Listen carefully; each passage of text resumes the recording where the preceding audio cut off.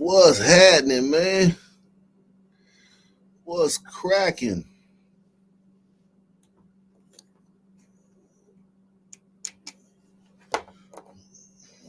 What's cracking?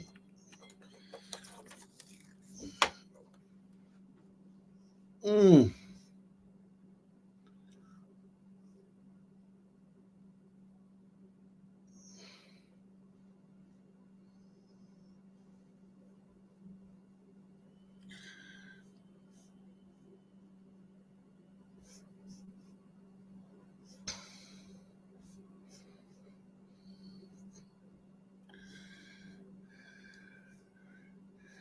Lot going on, man.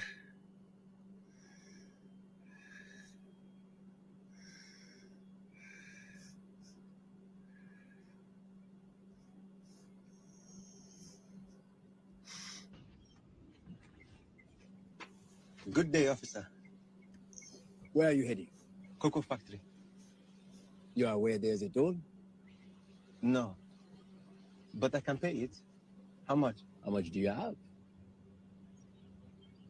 Him too.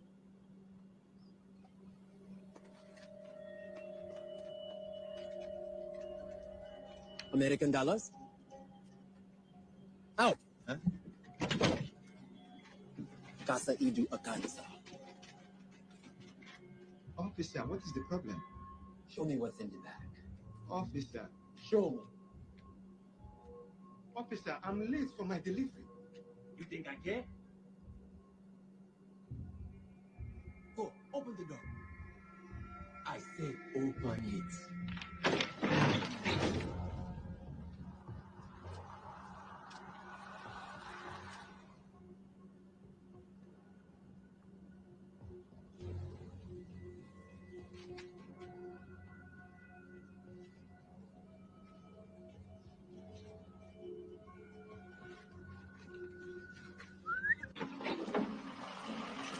Delta, tough timeline for info at midnight. Let's be ready. Bring him here.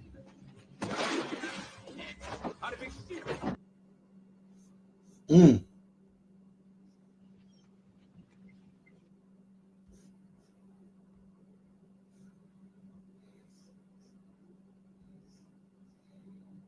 I don't understand how we got so toxic and just so divided and so bitter. And I get why sometimes people just don't want to pay attention to it. And we all have friends like that. We have family members who just like, it's all a circus out there. I get that. He doesn't know how he got so divided, man.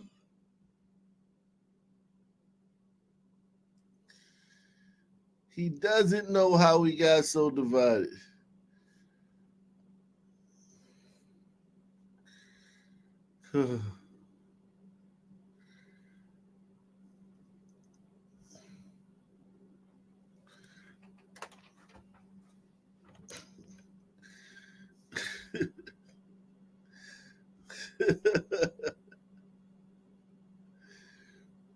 Salute to Eric Boatwright, man. So, another off-topic question. But how is this lockout going to play out, in your opinion? I think the lockout's gonna get taken care of. WNBA lockout, they'll take care of it. They know that they can't afford to miss any time. They don't have enough. They just got popping. They gotta keep serving that product up. There's no way they don't reach an agreement. No way. And since they chicks, the powers that be, the owners going to get them, more than what they deserve. But there's no way that they lock. No way. No way. They ain't that stupid.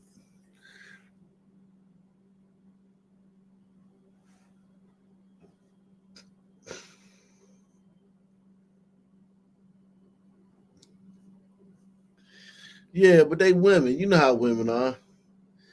They don't understand that. Intuitively, they don't understand all of that. They don't understand that like you got to make money in order to get like yeah like you ain't getting you.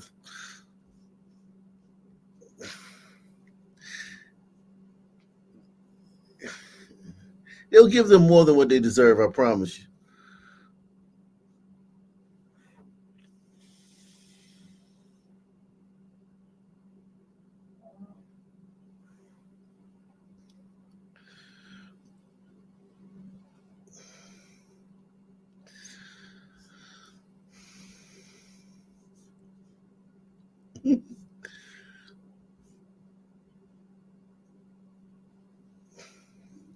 What do y'all think about this Abercrombie and Fitch thing? This Abercrombie and Fitch stuff is crazy, man.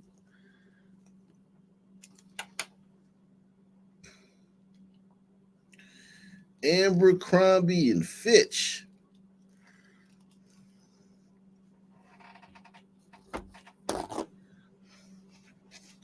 That's like white people's gear, man. White people wear that stuff, man. Brothers don't wear that stuff, man.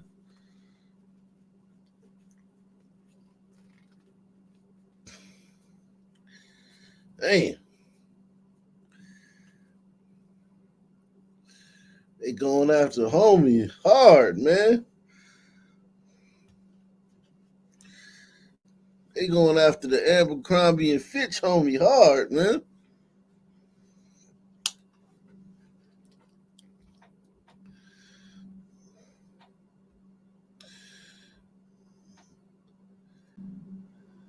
My man he said, I can see either the league folding or they get overpaid. Nah, league ain't gonna fold.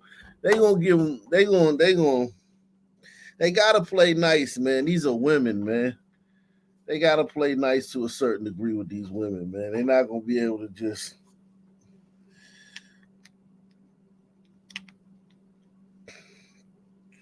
They're not gonna be able to treat these chicks like they would treat some dudes, man. The public's not gonna allow them to treat these chicks like they would treat some guys. They'll be like, yo, look at the bottom line. You ain't made no money. Get the fuck out of here. Get out of my face. Get out of my face. You ain't made till you make some money. They not gonna let the owners talk to them women like that. Too much attention right now. Too much attention right now on the league. They're gonna give them something they don't deserve. They're gonna give them a little bit of extra money they don't deserve, just to keep them happy.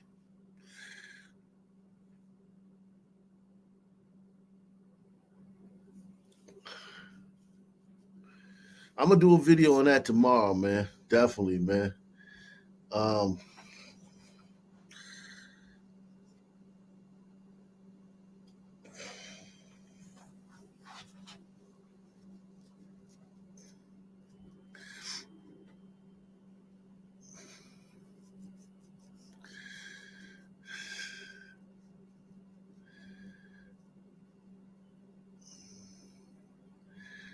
this Abercrombie and Fitch thing is very interesting, man.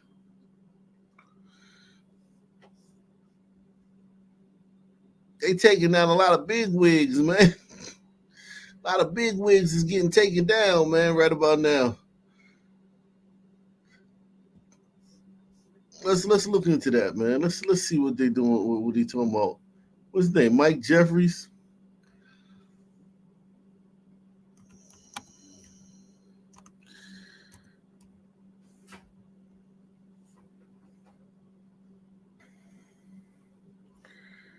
Let's look into this Abercrombie and Fitch thing, man. Abercrombie and Fitch.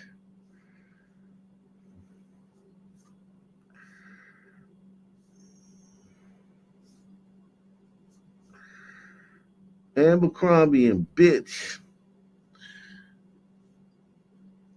These motherfuckers have done. They have.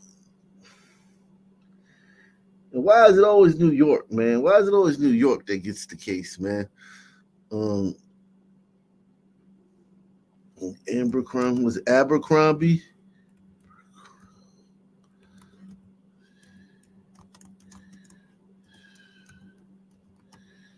Is that how you spell it? Abercrombie? Yeah, Abercrombie. Abercrombie and Fitch.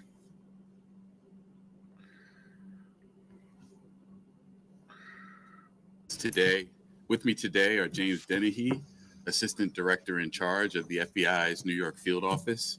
We have Deputy Chief Carlos Ortiz, Commanding Officer of the NYPD Special Victims Unit. And we have my office's outstanding prosecution team, Aaron Reed, Megan Farrell, and Philip Pilmar. We're here today to announce the arrest and charging of 3 defendants. Former CEO of Abercrombie and Fitch, Michael Jeffries, Matthew Smith, and James Jacobson on charges of sex trafficking and engaging in interstate prostitution. Powerful individuals for too long have trafficked and abused for their own sexual pleasure young people with few resources and a dream of securing a successful career in fashion or entertainment. To anyone who thinks they can exploit and coerce others by using the so-called casting couch system, this case should serve as a warning. Prepare to trade that couch for a bed in federal prison. The message from today's prosecution is clear. Sexually exploiting vulnerable human beings is a crime, and doing so by dangling dreams of a future in fashion or modeling or any other business is no different. My office and our law enforcement partners will always prioritize standing up for victims, no matter their gender and no matter how powerful the wrongdoers think they are. We will hold them to account. As we allege in the indictment, between 1992 and 2014, Michael Jeffries was the chief executive officer of Abercrombie and Fitch. Abercrombie was a widely known clothing retailer with stores around the world. Aspiring fashion models knew that a place on one of Abercrombie's iconic ads could be the ticket to success in the modeling industry. But while Jeffries was the CEO of one of the most recognizable clothing retailers in the world, he was using his power, his wealth, and his influence to traffic men for his own sexual pleasure and that of his romantic partner, Matthew Smith. The charging documents describe in graphic and disturbing detail We have officially stepped into the Men Too era. The Men Too era. violent and exploitive acts these defendants perpetrated, for which they will now face justice in a court here in the Eastern District of New York. So here's what's alleged in the indictment. Jeffries and Smith employed James Jacobson to act as a recruiter to find men. Jacobson engaged in, quote, tryouts with men across the world where he would typically pay them to engage in sex acts with him. Following the tryouts with Jacobson, Smith would often then personally approve whether the men who were selected would meet Jeffries and Smith. The defendants would fly the selected men to Jeffries and Smith's homes in the Hamptons, in New York City, or to hotels around the world in such places as England, France, Italy, Morocco, and St. Bart's for the purpose of attending events to engage in commercial sex. But beyond simply hiring men for sex, Jeffries, Smith, and Jacobson used force, fraud, and coercion to traffic those men for their own sexual gratification. For example, as alleged, the defendants employed a referral system and an interview process that did not inform the men of the details of the sex events before they attended, including the full extent and nature of the sexual activity that would be required of the men at these events. They caused the men to believe that attending these sex events could yield modeling opportunities with Abercrombie or otherwise benefit their careers. Smith and Jeffries employed a secret staff to operate these sex events. The staff ensured that the men signed non-disclosure agreements and handed over their personal items, such as their phones, before the start of the events to maintain the secrecy of these events. The defendants caused the men to believe that not complying with requests for certain acts, sex acts during the events, could harm their careers. The defendants pressured the men to consume alcohol, Viagra, and muscle relaxants known as poppers during the sex events. And they required the presence of staff during the sexual activity and ensured that the men did not leave the sex events until Jeffries and Smith decided that the sessions were over. Also, as alleged, on more than one occasion, Jeffries and Smith either directed others to inject or personally injected men with an erection-inducing substance for the purpose of causing the men to engage in sex acts the men were incapable of engaging in or unwilling to engage in. Additionally, the indictment alleges on more than one occasion when men did not or could not consent, Jeffries and Smith violated the bodily integrity of these men by subjecting them or continuing to subject them to invasive sexual and violent contact by body parts and other objects. As alleged in the indictment, Jeffrey, Smith, and Jacobson didn't just carry this activity on for a couple of occasions. Their sex trafficking and prostitution enterprise lasted at least from the end of 2008 until early 2015. During that period, the defendants hired dozens of men and transported them to New York and around the globe. They spent millions of dollars on a massive infrastructure to support this operation and Hit the maintain like button. its secrecy. Everybody hit that like button. This Come included on, smash the like. hundreds, thousands of dollars of cash for commercial sex, prolific amounts of money for staff to run the sex events, money for domestic travel, international travel, hotel rooms, services from a security company, and Jacobson's salary, among other things. Now, this investigation remains ongoing.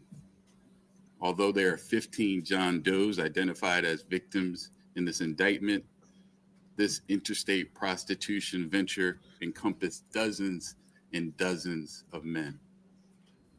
And I encourage anyone with information about this case, including anyone who was a victim of the defendant's alleged crimes, to contact the FBI.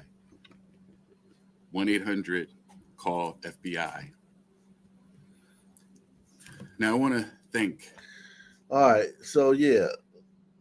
Wow.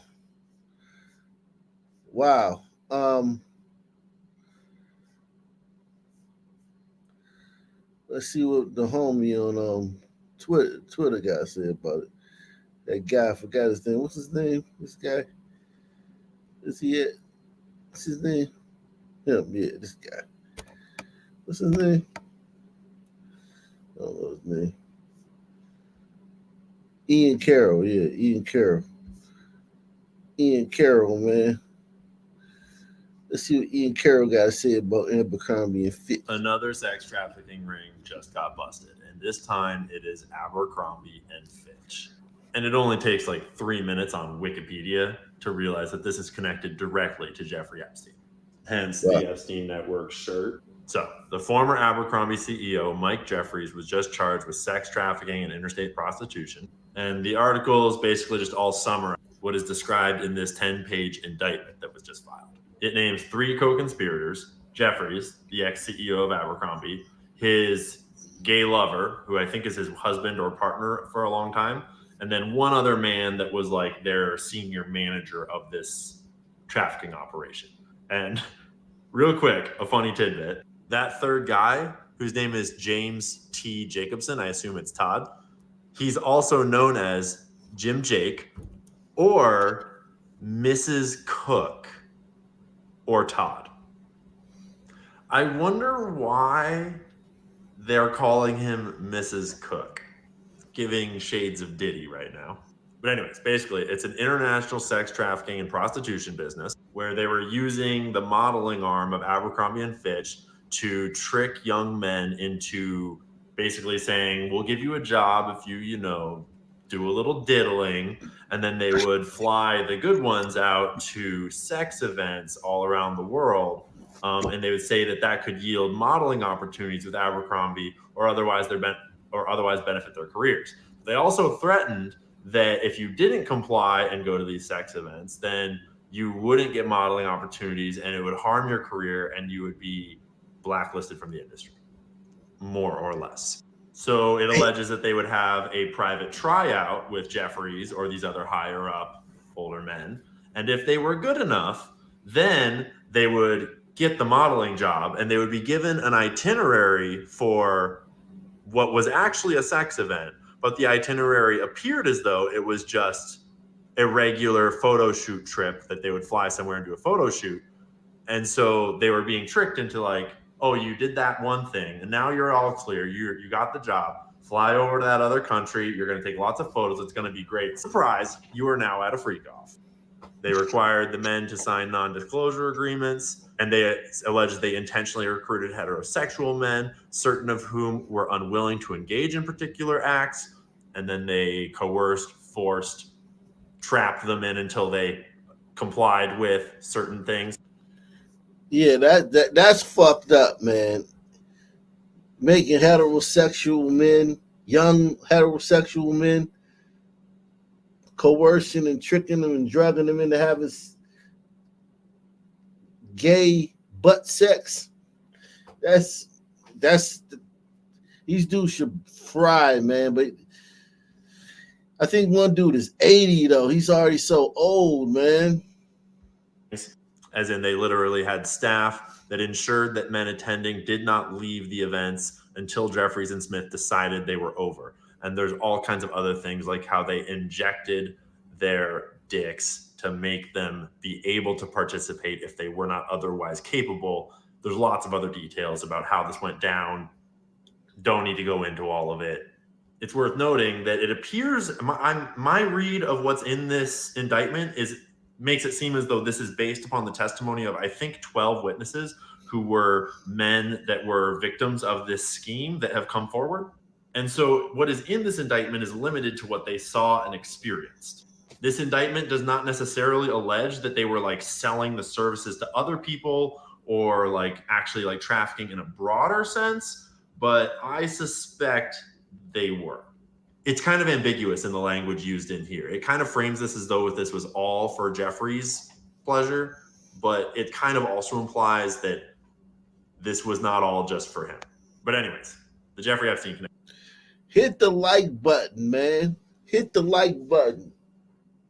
Smash the like. Take the $5 challenge via PayPal, Cash App, or the Super Chat. Abercrombie and Dix. We got Abercrombie and Dix on the Summer Jam screen. Connection. I put all these notes directly into my Jeffrey Epstein note file because the connection is right there. Because in 1988, Abercrombie & Fitch was bought by The Limited, now known as L Brands, company that owns Victoria's Secret. And then they put Jeffries in charge basically right after. He was their guy. And if you're not familiar with The Limited, that is Leslie Wexner's brand. Directly, we'll get to the Jeffrey Epstein stuff here in just a second. But I wanted to also mention for all of you millennials out there that Hollister was started as a subsidiary of Abercrombie and Fitch. They're the same company. Hollister, it's funny to note, Hollister claims in their marketing and branding, founded in 1922, Hollister, California. And that's a fucking lie. They were founded in the year 2000 in Ohio by Abercrombie and Fitch. So if you're a millennial and you remember going to the mall to hang out with your friends and Hollister and Abercrombie were right across from each other and you like literally got cancer just from smelling the perfume as you walked by, that was the same company on both sides there. And both were literally running a giant sexual trafficking ring. On behalf of Leslie Wexner, who put the dude in, like the dude who's just been charged was his guy, who he put in as CEO. Leslie Wexner was Jeffrey Epstein's boy. They were tied at the hip. They only mentioned Jeffrey Epstein 5 times on Leslie Wexner's Wikipedia page, and they try to kind of sterilize it to make it sound like it's like, oh, it was just like a little bit of money management, but no, it was not. I mean, he just retained him as a financial manager from that year to that year. It wasn't that big a deal. I mean, he only granted Jeffrey Epstein power of attorney over all of his assets, which, like, let's pause for a second and unpack what that means. That means that Les Wexner, the owner of Victoria's Secret and all of L Brands, including Abercrombie and Fitch, gave Jeffrey Epstein complete power over every single asset in his life. All of his billions of dollars, Jeffrey Epstein was allowed to send as much money as he wanted, anywhere that he wanted, at any time, without Leslie's oversight. He could open companies in Leslie's name. He could sell companies in Leslie's name. He had complete control over everything Leslie owned if he wanted to exercise it. Okay? And to be clear, this was a Mossad operation. This was an Israeli operation, just to be clear. Anyone who's still trying to argue that has clearly not done their research, and we can talk about that another time. I mean, for starters, right here in my screenshot, we've also got Ehud Barak, one of his other good buddies, who was his Israeli handler back in the days when he was trafficking weapons on behalf of Israel. That's when he went from banking into trafficking weapons, into trafficking young women and boys. So, like, Ehud Barak, the ex-prime minister of Israel, at the time, he was the head of Israeli intelligence. So anyways, a little bit more about Leslie Wexner, who owns Victoria's Secret, L Brands, and Abercrombie and Fitch, who put this guy in, and his demon, self-proclaimed demon possession. Because although they skim right over all the Jeffrey Epstein stuff on his Wikipedia page, but they at least mention this New York Magazine profile in 1985, where he talked about being possessed by a D-book, or however you say it in Yiddish, I don't know. The Wikipedia page is okay, but Whitney Webb did a way better job on this one. It's one of my favorite chapters from One Nation Under Blackmail, Volume 2. The dark side of Wexner's philanthropy, Wexner and his D-book. And Wexner self-identified. He was telling the story of how he was possessed by this D-book spirit that drove him to success. But a D-book in Yiddish folklore, as defined by Encyclopedia Britannica, a D-book is a Jewish folklore term for a disembodied human spirit that, because of former sins, wanders restlessly until it finds a haven in the body of a living person. Unlike spirits that have yet to move on but possess positive qualities, such as the Magid or Ibur, the D-book is almost always considered to be malicious, which leads it to be translated in English as demon. All kinds of other interesting bits here. So anyways, one of the most powerful Jewish philanthropists in the world, who was extremely tied to Israel, who basically founded what became Birthright Israel, as well as so many other pieces of pro-Israel philanthropy. He funded and put together the Jeffrey Epstein sex trafficking network, and then basically helped, gave Jeff Epstein everything he needed to manage it and to operate that. But not only that, he also, in addition to owning Victoria's Secret, I'm sure there's lots more to come out there, he also bought Abercrombie and Fitch and installed his guy in charge of Abercrombie and Fitch. And that guy just got indicted for running his own interstate sex trafficking and prostitution ring. This one focused on young men. Oh, and by the way, I forgot to mention that when Jeffries took over in 1990s, he specifically refocused the brand on the teen customer.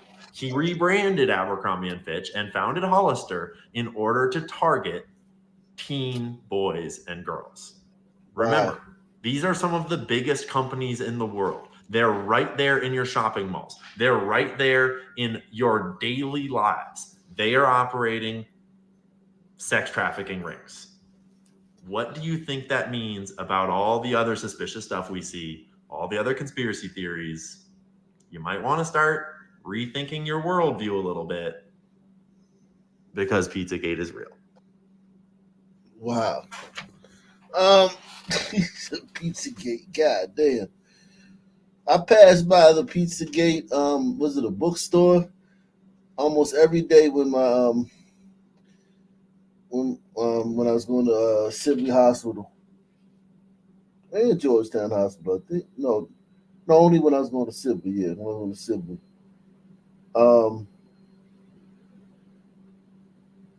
Georgetown. Yeah. I passed by it a lot, man. Passed by it a lot. Yeah, and when I was going to Georgetown, that's true. I'd never, it's just a little bookstore. I think it's just a little random bookstore. I think it's on Wisconsin Avenue or something. Connecticut, either Connecticut or Wisconsin, one of them. Bring up Pizzagate, man. Another sex trafficking ring. Everyone hit that like button, man. Everyone hit that like button, man. We in this bitch, man. Abercrombie and Fitch, man. Democrats get nervous, man. They like, damn, we gonna see. In order to steal this one, we gonna have to go hard to steal this one. This gonna be a hard steal. They're like, shit, we might have to go so hard to steal this one that we might literally get caught this time, man. You lied through your teeth. For that, your feelings instead of Detroit. What up, though? So look, I wrote down a few things I wanted to say. I love you too. Thank you. I'm here tonight for a couple of important reasons. As most of you know, the city of Detroit and the whole state of Michigan mean a lot to me. And going into this election, the spotlight is on us more than ever, and I think it's important to use your voice. So I'm encouraging everybody to get out and vote, please. I also think that people shouldn't be afraid to express their opinions. And I don't think anyone wants an America where people are worried about retribution or what people will do if you make your opinion known. I think Vice President Harris supports a future for this country where these freedoms and many others will be protected and upheld. And here to tell you much more about that, President Barack Obama.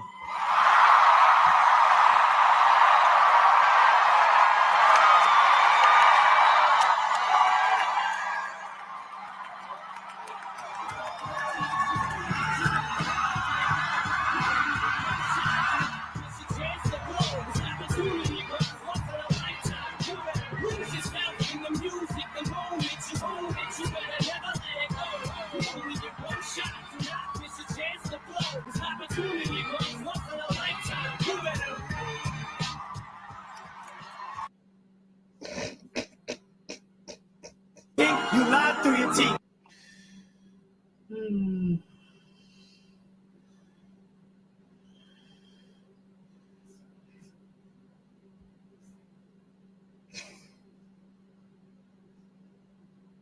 And I just wonder for anybody who heard that, like what they thought of that. Deeply offended. I was deeply offended. And it felt like a moment where it's like, you N-words better get in line and do what we say. And it felt like him as the czar of the Democratic Party coming down to say, go get these N-words in line. And the general tone of it was disgusting. It was abhorrent. I don't respect it. I didn't like nothing about it. And Kamala, 2 days after that, is like, we love our black men. We have programs and things that we're rolling out for them, and she rolled out policy. Good cop, bad cop. You know, because I'm tired of the good cop, bad cop.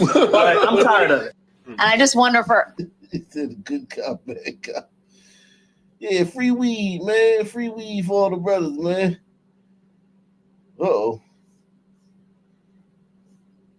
Get in the comment section, man. Hit the like button. Take the $5 challenge. Support the channel, man. Salute to Rabbit Hole Reviews, man. Rabbit Hole Reviews in the building, man. Join the club. Barack man. Obama is back making the rounds. Okay. He says that Black men should be voting for Kamala Harris. And I just think that I have a lot to say about this. I think that it's time. It is time, Black America. It is time for us to revisit Barack Obama in general. I have to always remind you guys, like, I was a liberal or left-leaning. I never actually voted for Democrats, but I, too, thought that anybody that was saying anything about him was racially motivated. I cried the night that Barack Obama won. But I want to be clear. I've grown up since. I've got 3 kids now. I'm married. I'm seeing the world through a different way. I realize what the media is, and I realize how they really do think that Black people are. Damn, she got 3 kids. That happened quick, man. She had like 3 kids in 3 years, man. Popping out the melungeons, man. She a melungeon factory, man. Stupid. And in the retrospect, there were definitely some very weird things about Barack Obama. For example, and this is just a fact, back in 1991, when Barack Obama was completely unknown to the public, he was working with a literary agency that was named Acton and Distal, okay? They were tasked with promoting his first book, which was a book that was meant to be entitled Journeys in Black and White, which actually never wound up being published. But in anticipation of his book being published, they were promoting Barack Obama and other authors that were on their roster, and they promoted them in a booklet, which they distributed to people in the publishing industry, like, hey, here are our authors that we want you to publish. And in the booklet, they included a biography of all of their clients. And this is the biography that they included of Barack Obama. Okay, take a look here. It says, this is real, 100% real. Barack Obama, the first African-American president of the Harvard Law Review, was born in Kenya and raised...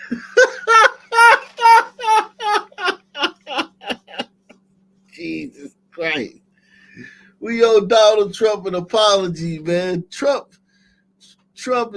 We owe Donald Trump an apology. The biography of all of their clients. And this is the biography that they included of Barack Obama. Okay, take a look here.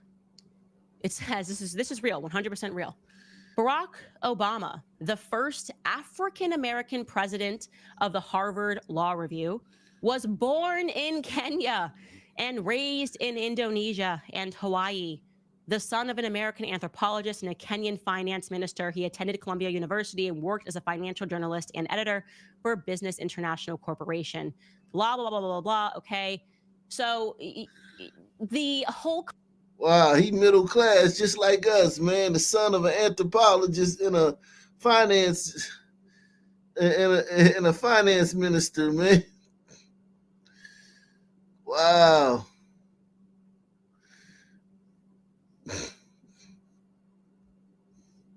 Blah, blah, blah, blah, blah. Okay. So the whole concept of, like I said, that's 100% legit.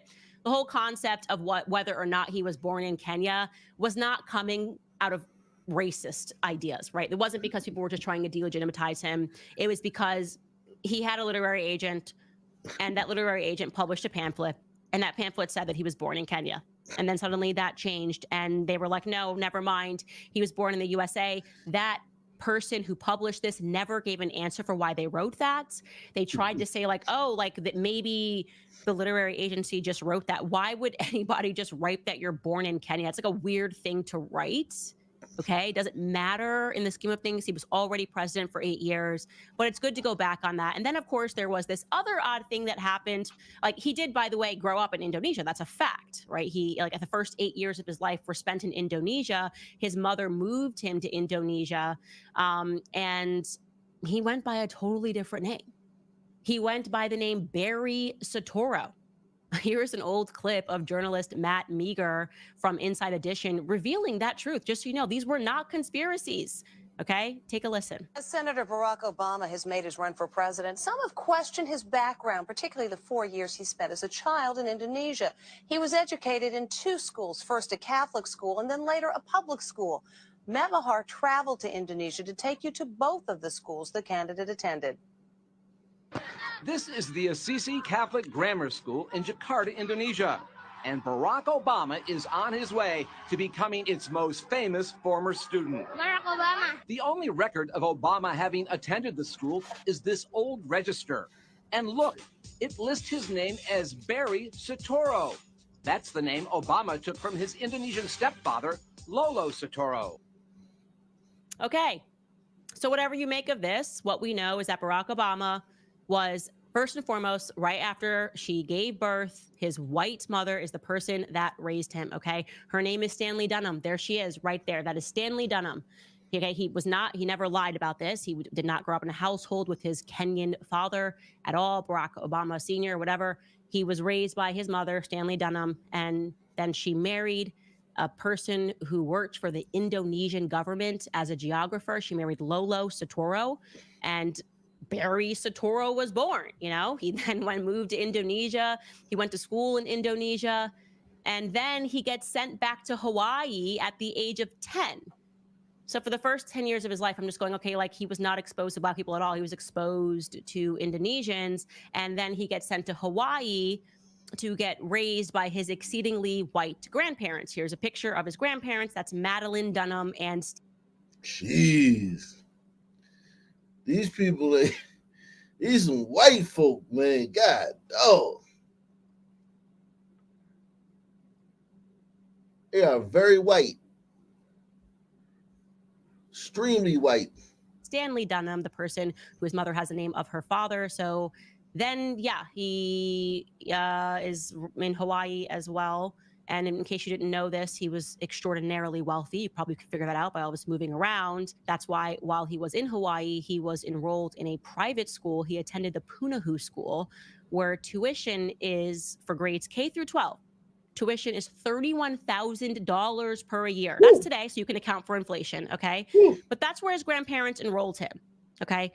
So it's important to note also that in 1970, when Barry Obama got to Hawaii, there were only 5,925 Black people in all of Hawaii, okay? And it's worth noting that 80% of those, north of 80% of those 5,000 Black people were in the military. He was not exposed to Black people at all, is what I'm trying to make the point, okay? He had literally not a single part of his upbringing was he around Black people. There were no students, no Black students at his very expensive private school. Okay, there's no Black people in Indonesia. So he went there. His mother went to a school the same one that his dad went to in Hawaii, the same one that his stepdad went into Hawaii. Really kind of feels like he was a part of some weird military program. And then after that, after going to his $31,000 per year private school in Hawaii, he goes to Occidental College in Occidental University or college, whatever it is, in California for 2 years, where he roomed with a white guy for the first year, white guy with blonde hair. He's written about it for his freshman year, and then moved to live off campus in his sophomore year with a Pakistani for 1 year. His dorm mates have described him as doing a mean Mick Jagger impression. Literally, I know I've heard the name Mick Jagger, but I had no idea that he was the lead singer of the Rolling Stones until today. I was today years old when I learned that. I'm just saying, I understand, like, people grew up in a household that listened to rock and roll. I didn't grow up in that household. MJ was not Mick Jagger for us. It was Michael Jackson. The whole reason we're doing this series is because somebody came for the Jacksons. That's the kind of household I grew up in. So then Barry Obama met and dated a woman in his sophomore year. Her name was Alexandra McNear. You might remember she's the one that released the letters that Barry wrote to her, where he talked about his homosexual feelings. Like, he says that he makes loves to men in his mind, and so he had like homosexual inklings. Hey man, who doesn't make love to men in their mind, man? What's wrong with you? What's wrong with y'all, man? That's perfectly normal to make love to men in your minds, man. Right? Press 1, man. Press 1 if you make love to men in your mind, man. We ain't gonna judge you, man. This is a no judgment zone, man. Press 1. Alexandra McNear. You might remember she's the one that released the letters that Barry wrote to her, where he talked about his homosexual feelings. Like, he says that he makes loves to men in his mind, and so he had like homosexual inklings.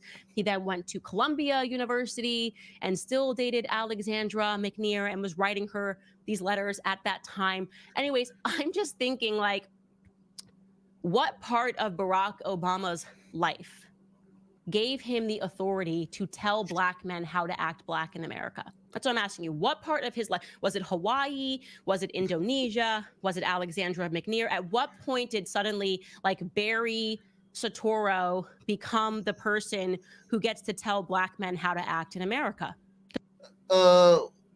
When he started dropping it off in Big Mike's drawers, man.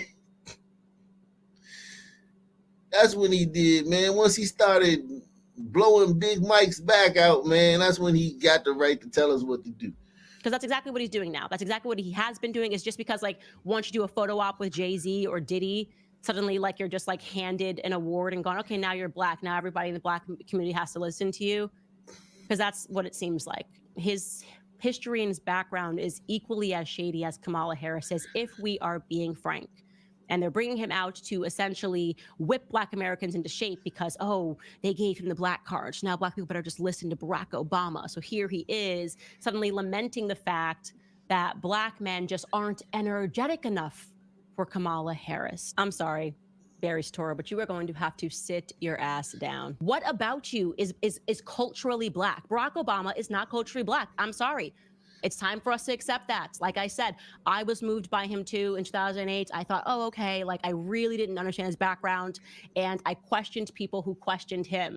But we have to just come to terms with the fact that we have been being played by Democrats for a very long time. And the reality is he is just as shady in terms of his background as Kamala Harris. I am a firm believer that they are breeding politicians. His background is almost too similar to Kamala Harris's in terms of literally no relation to the black community, having so much wealth, and then as if they went through a school of what it is exactly that they should say to relate to the brothers, to relate to the brothers, to relate to the sisters. I am actually very happy that black men seem to be taking a larger leap away from this. I hope that black women will follow suit and recognize this, to see how ridiculous it is that a woman who is saying she's washing greens in a bathtub and a guy who's suddenly calling black people brothers, despite having literally no introduction to what it means to be culturally a black person in America. I hope that we all can become awakened, but I'm very grateful that black men seem to be holding the line. Like I am with that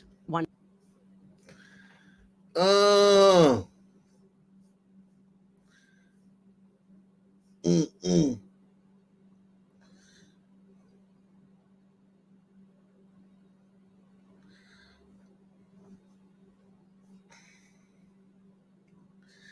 Everybody hit the like button, man. Smash the like button. Come on, guys. I shouldn't have to tell y'all that every show, man. Smash the like button. We trying to get 200 likes in this bitch, man. We shouldn't have to say this every single show, man. Smash that like button.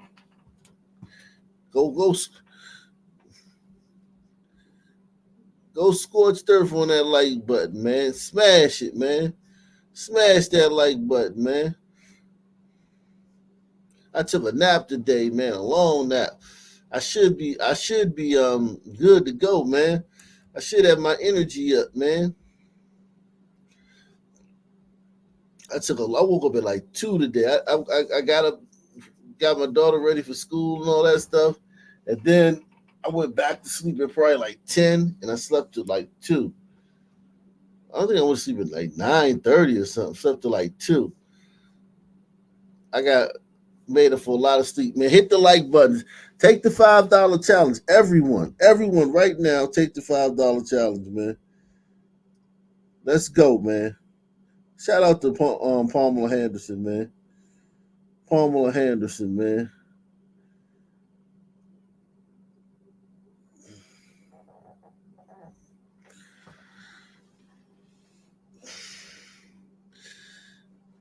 No, didn't dream anything like that, but he said I will be asleep. I don't know why. I'm telling you, man, this regimen I'm on with my daughter and whatnot, it has me very, very sleepy, man. Very, very sleepy. I just be tired in the morning. I be tired. By the time the show comes on, man. By the time the show comes on, man, I'd be tired, man. I didn't used to fall asleep this much, man. I fall asleep like once a month or something like that. I fall asleep every friggin' night, man. I don't know what's going on, man. No idea what's going on. Let's see what's happening here, man. We got a violent ring. Members of a suspected human trafficking ring are now behind bars. According to the Pennsylvania Attorney General, the group exploited young women who were struggling with life for more than a decade. Action News reporter Becca Hendrickson looking into the details here live at the AG's office in Center City with more. Becca. Shari, 52-year-old Terrence Jones exploited at least 12 women over a decade, according to investigators here. A grand jury aided in this investigation. They say that Jones used drugs to hurt these women who were struggling with addiction themselves.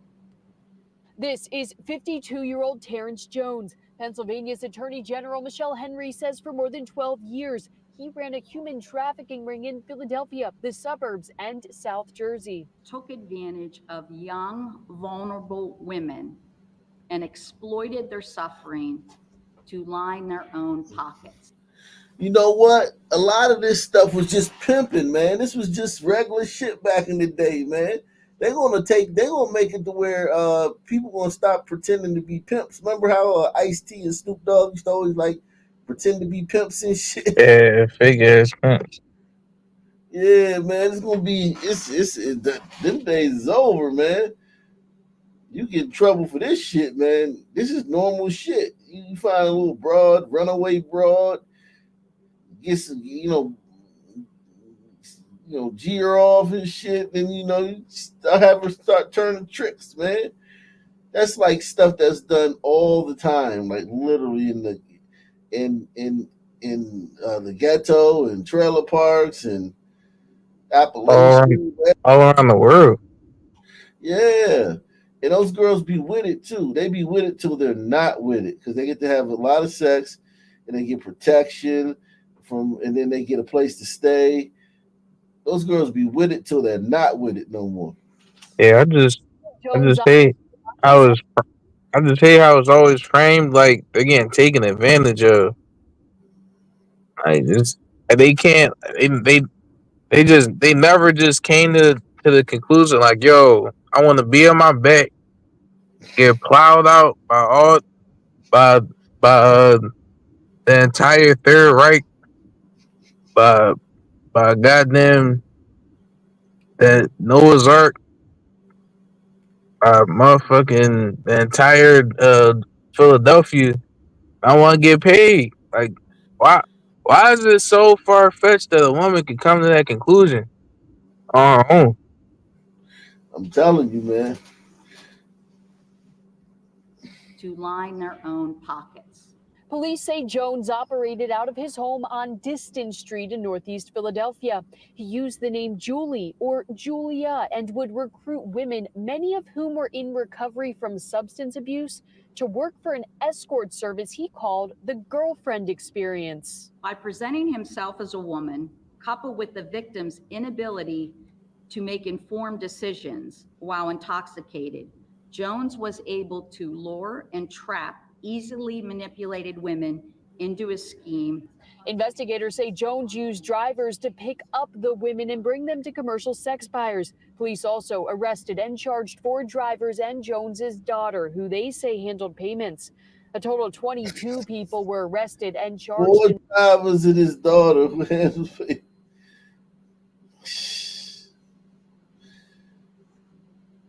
This is like, listen, I'm not trying to sit here and act like this is probably not a crime, but this is something that I've done stuff like this. I know people done stuff like this. This is just regular shit. Now, don't get me wrong. It can be a crime, but it's so common and it was never really prosecuted. Let me put it like this. Now that with the name human trafficking, this used to be called pimping and pandering. That was literally the charge, pimping and pandering, right? Now with the name human trafficking, it makes it seem worse than what it really is. Yeah. Think about that. Yeah, it's a way to stigmatize it and to completely remove accountability on the woman. It's like, yo, she's getting trafficked. Like when you say someone's getting trafficked, it's like they're getting forced to do things. Yeah. Yeah. She ain't a human. She a hoe, man. Yeah, she's out here getting trafficked to people. She's not out here on the blade soliciting penis for monetary favors. Salute to Charles, man. He says Barry was born in overseas and Barack was born in Chicago. Yeah, that's facts. Barack was born in Nah, Chicago. I think Facts. Barack got born in that dorm room when he had that white dorm mate. They probably was getting a little race play popping. That nigga said, "Nigga, your name is Barack now." Slapped him on the ass, pulled that whip out, called that nigga Barack. So basically, Trump and Barack were both right about his birth. Facts. Trump is owed an apology, man. Investigators say Jones used drivers to pick up the women and bring them to commercial sex buyers. Police also arrested and charged 4 drivers and Jones's daughter, who they say handled payments. A total of 22 people were arrested and charged in relation to this ring. 22. Police say in several cases, Jones himself assaulted the women at his home. To use the bodies of these women for their own profit. People who live on this block say they had no idea Jones was running this trafficking ring out of his house. You really never expect this from your neighbor. You expect it from maybe someone farther around. Like, you just never expect it to be someone you sleep next to, live next to.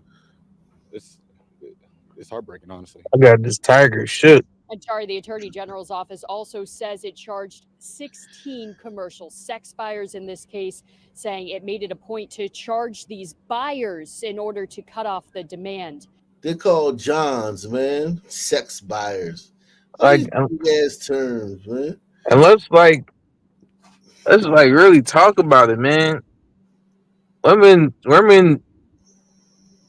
indirectly trade their sexual access for all types of shit. Dates. I want a date. Oh, and you can't take me to the cheesesteak factory or goddamn Maggiano's. You gotta take me somewhere really, really nice, and you gotta pay for it. Yeah, what do you call that? When a woman says, "Yo, we can't just be 2 adults and fuck," just because that's what human beings do. You gotta spend this money on me in order to get my pants. I don't know what you call that, bro. Other than I ain't gonna call it direct prostitution, but I'll say all that to say this: people can accept that, but they can't fathom that a woman would just cut out all the date bullshit and just be like, "Yo, give me $40 to spray some man juice all over the top of my forehead." Like, that's out of the, like, nobody can fathom that women can make these decisions. They have to be. She had to have been trafficked. They do it all the time. He's live at police headquarters now with the full story. Walter. That's right, Sarah and Brian. As you mentioned, Action News obtaining exclusive video showing how the whole thing ended, even as a 3rd teenage suspect remains at large. This dramatic cell phone video shows how a police chase ended after a carjacking last night on the 2800 block of Diston Street. That's where investigators say 3 teenagers, Diston Street as was well. armed with a gun. Damn, this is where the trafficker lived. Diston Street is off the chain. Where is that at? Diston Street? I don't know. Yeah. That's like a little block. I don't know where it's at. Block of Diston Street. That's where investigators say 3 teenagers, at least one of whom was armed with a gun, stole a man's car after taking his wallet, cell phone, and keys. 2 of the offenders jumped into the complainant's vehicle. The 3rd offender, the one that had the firearm, hid underneath a neighbor's vehicle, and he is still at large. Authorities were able to quickly locate and track that stolen Nissan Maxima before trying to pull it over. The driver did not stop, though, and a police helicopter was deployed to keep track of that car as it traveled all the way to Marvine Street and Chew Avenue in Fern Rock. That's where police converged. Think about all this for this nigga's mama to pick him up in 2 hours. You know that this is a lot of resources, man, for nothing. Arrested the 14 and 15-year-old suspects. Jay Spate, who lives nearby, says he witnessed those arrests taking place. He was coming back up, and because I heard they was armed, the first thing I was thinking, I don't want them to get shot. So I was like, please, I hope they put their hands up. And we can report. Why you don't want them to get shot? Why not? Why do you care? And listen, black people, why the fuck do we care? He would have carjacked you. That motherfucker would have carjacked you if you would have been getting into something and what kind of car did they carjack? What did they say? A Nissan Altima? Yeah, they carjacking Nissan Altimas, man. They would have carjacked you, bro. Coming back up, and because I heard they was armed, the first thing I was thinking, I don't want them to get shot. So I was like, please, I hope they put their hands up. And we can report that no shots were fired. Tonight, police officials are applauding the work done by officers involved in this arrest, while touting a dramatic reduction in carjackings in the city over the past couple of years. Year to date, there have been 486 carjackings in Philadelphia. Wow. Shout out to Cheryl. What's her name? That damn mayor? Her name's Cheryl Parker, I think. Parker, yeah, Mayor Parker, or some whatever the fuck her name is. Yeah. I give her credit, man, because she got the homicides down and the carjackings down. Now this is an insane number, but it's lower than fucking 1,000, man, at this time in 2022. It's still lower. Still, like, just goes to show you, like, damn, niggas, man, they set the bar. Niggas mess with your optics, man, because listen, 40 carjackings is supposed to be a lot in a city, you know what I'm saying? Like, yeah, this is fucking 486, and we throwing a parade for this shit. Only 486 carjackings. Yeah, I think that block they talking about up northeast, though. I just looked at it. Yeah, it's that to this time last year, when 787 carjackings were reported, 1,094 back in 2022. And Captain Jason Smith says it's all the direct result of initiatives implemented involving local police and federal authorities. The carjacking task force, yes, in coordination, working in concert with federal law enforcement authorities, has done a spectacular job at reducing the number of carjackings that we've been experiencing over the past 2 years. Authorities also tell us that one of the suspects arrested was already on juvenile probation and wearing an ankle monitor. Both had prior arrests. Meanwhile, if you have any information about the third suspect, please contact police. Reporting live from police headquarters, Walter Perez, Channel 6 Action News. Sarah? I mean, we might be getting back down to mid 2000s numbers at this rate. Salute to the head mammy in charge. Telling you, man. I'm telling you. The homeowner expressing concerns about what she says she often sees in the parking lot next to her house. The woman and her neighbors somebody in the say back. they've complained about the behavior of transients camping out in that area. KTLA's Annie Rose Ramos live in West Hollywood with the story. Annie Rose, good morning. Frank, good morning to you. It's not just one homeowner. We're actually standing next to multiple people who live in this entire neighborhood. We're standing off of Santa Monica Boulevard on La Jolla Avenue. I want to bring in Mary because you live a few houses down. Come on in because we're speaking to all the folks that live on your street. We're going to show some images that you took of that parking lot that we're standing next to. What are we watching? What are we seeing? Talk through it. Annie, thank you. Look like a 300-year-old Jamie Lee Curtis, man. Thank you for coming, first of all. But what we're watching is what happens here every night and almost every day. What the? Yo, some people like, you know how many times I done said, like, imagine, like, Just looking up and seeing this nigga, and it's one of these niggas, dog. God damn. Salute to LRS, Big Larry in the building, man. Yeah, man. Listen, look, man. This dude ain't really doing nothing wrong, man. He just, this is how we were when they found us, man. He taking it back to the essence, man. Yeah, this nigga ready to breed. It's like a baiting call, man.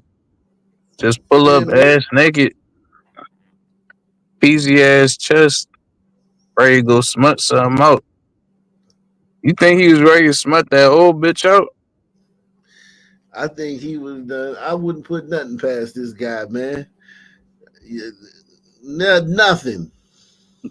We have many people who are not homed, and they come and they sleep in this parking lot, and they drop all of their refuse, and over they drop it in our yards, and it's kind of a problem for us because we don't know where. Kind of a problem. They drop all of their refuse, and over they drop it in our yards, and it's kind of a problem for us because we don't know where it's been and what. Well, and this man, he really doesn't seem to be wearing any clothing. No, the man without the clothes is a common sight here on our street. He comes in, he actually defecates on our lawns, and he has a woman companion sometimes. Oh shit, yo. This nigga got a bitch. Hey, but listen, Dog. if he defecated on my lawn, listen, that would be the last time. Listen, it wouldn't even get that far, man. It wouldn't even get that far. Before he even thought about defecating, he would know that this was a no defecation zone, man. He would defecate on other people's lawn, but he wouldn't defecate on my lawn. I would break this dude's face in half, man. Oh, like, listen, you gotta be stern with these motherfuckers, man. This motherfucker right here, first off, man, just being naked on my block with my kids there, that'll just be a no-go. Like, it'll just be a no-go. Like, no, it ain't happening. You ain't walking around naked with my daughter around, my wife around, period. End the story. That's it. End the story. That's it. Nah, man. And then you gotta be like a motherfucking, you would have to be like literally a NFL defensive lineman walking around naked, nigga. You a little scrawny ass. Aaron Donald. Tell him. Yeah, Aaron Donald walking around naked. Maybe Aaron Donald walking around naked. It's like, all right, Aaron, don't call the police on your bitch ass. Yeah, you got that joint. Hell yeah, tell him. Tell him. What's up, cool cat? What's happening, man? Chilling, Knock. How you doing, Chief? How's the family? Everything's cool. Everything's cool, man. How's things with you, man? Chilling, man. Just glad to be on the show. Hope everything's good with you and everybody else in the nation. Salute. Hit that like. It's free. Let's do it. So support. So some support. Going on, man? They acting like it's cool to just have some dude naked walking around. Now, I this know, is right? completely unacceptable. This type of she just like, oh yeah, he's always around. What? For real. Yeah, I ain't gonna lie. If her saying that, now I'm like, yo, the granny probably wanted to smother out. Like he ain't putting the right pressure on her, dog. She too comfortable with this naked Harambe just running around the neighborhood. Man. Hold on, you said naked. You said naked Harambe. And they drop all of Cold. their refuse, and over they drop it in our yards, and it's kind of a problem for us because we don't know where it's been and what. Well, and this man, he really doesn't seem to be wearing any clothing. No, the man without the clothes is a common sight here on our street. He comes in, he actually defecates on our lawns, and he has a woman companion sometimes, and they actually are unclothed on our grass every single night. I mean, it's a pretty hard situation. If you live there. It's very dangerous. You say this is not just a thing that happens ever so often. It's every single night, and it's been going on for years. What is being done about it? Well, I'm not sure. We've contacted the city. If it's been going on every single night for years, What do you mean? What has been done about it? Nothing, motherfucker. Yo, this is wild, dog. This the thing right here, like you don't. She don't know. She don't got no no. She don't got no brothers or uncles or nephews that know some son men that just trying to make a couple dollars. Because I mean, you could get some little teen son men to clear that out quick. Some little teen son men come over there and give them about about $500, man. Nah, Not even that, but yeah, you overvaluing the shit out of them services, nigga. Get that nigga yo, an A. I'm trying to, you know what I'm saying? I'm trying to get it like done expeditiously, right? Like,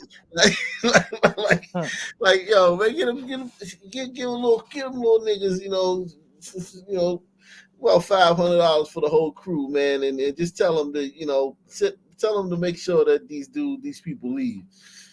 A little crew of some men to go over there, and you wouldn't have no more problems anymore, man. I wonder if his lady friend is like ass naked too, like two ass naked apes just running around taking dumps on your front lawn.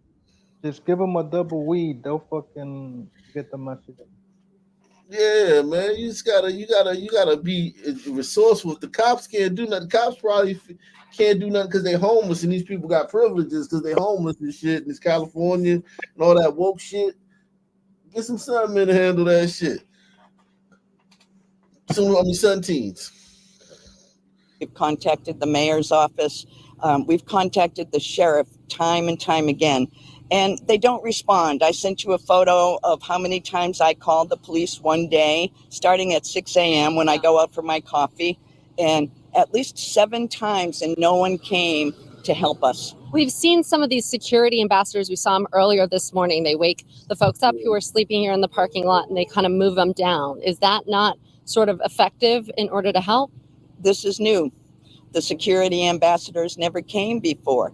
I went to City Hall this past week, and I sat with the assistant to the mayor, and I explained everything to her, and now the security ambassadors are coming to wake people up to get them out of here. But that's not the issue.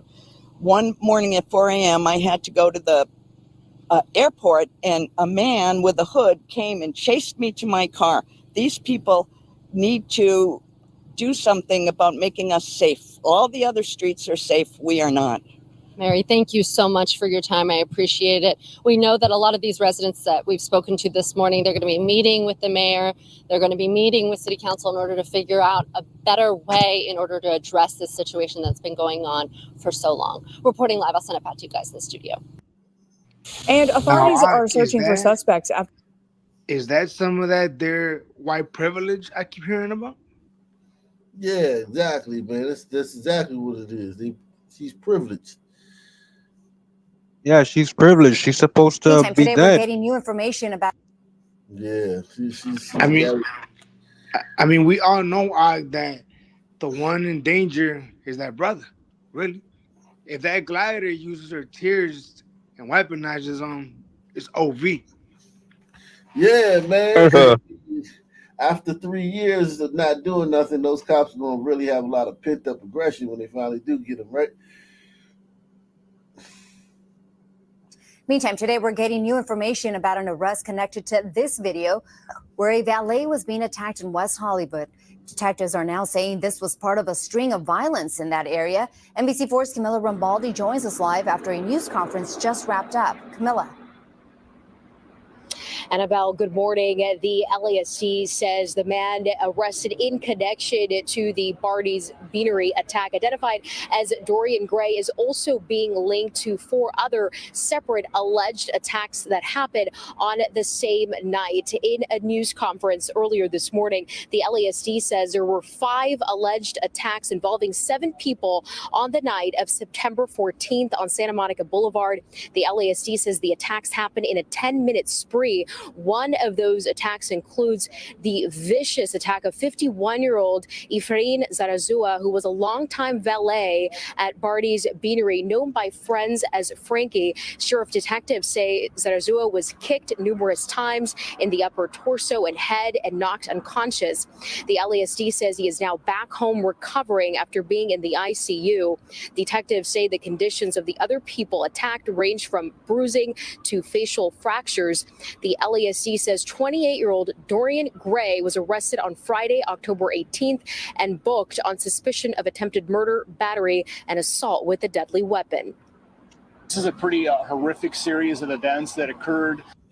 Wow. Dorian Gray. Wow.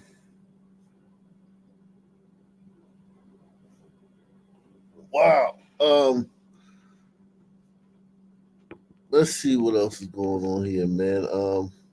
Dorian is definitely a nigga. Oh man. This is the News 4 Rundown. Tonight, a DC-based pizza company is facing calls to apologize for an ad campaign promoting a new dessert item. They're called Marion Berry Knots. Thanks for joining us for the News 4 Rundown. I'm Leon Harris. I'm Sean Yancey. Now, the name is an obvious reference to former D.C. Mayor Marion Barry. Critics say the language being used to promote the product is disrespectful, inflammatory, and makes a mockery of the D.C. mayor for life. Former Mayor Marion Barry's legacy is celebrated in D.C. He was a civil rights pioneer and a powerful advocate for D.C.'s underserved residents. But his time in office was also tinged with scandal. He was jailed for crack cocaine possession. And it's that scandal that And Pizza appears to be trying to capitalize on. This afternoon, I spoke with the publicist for Marion Barry's widow, Cora Masters Barry. She told me that Mrs. Barry is extremely hurt by this. As you know, D.C. celebrates the former mayor's legacy. He was a civil rights pioneer, a powerful advocate for D.C.'s underserved residents, but his time in office is also tinged with scandal. He was jailed for crack cocaine possession, and it. Hey, you just said that twice, man. How many times you gonna say that? We get it, man. He did some crack, man.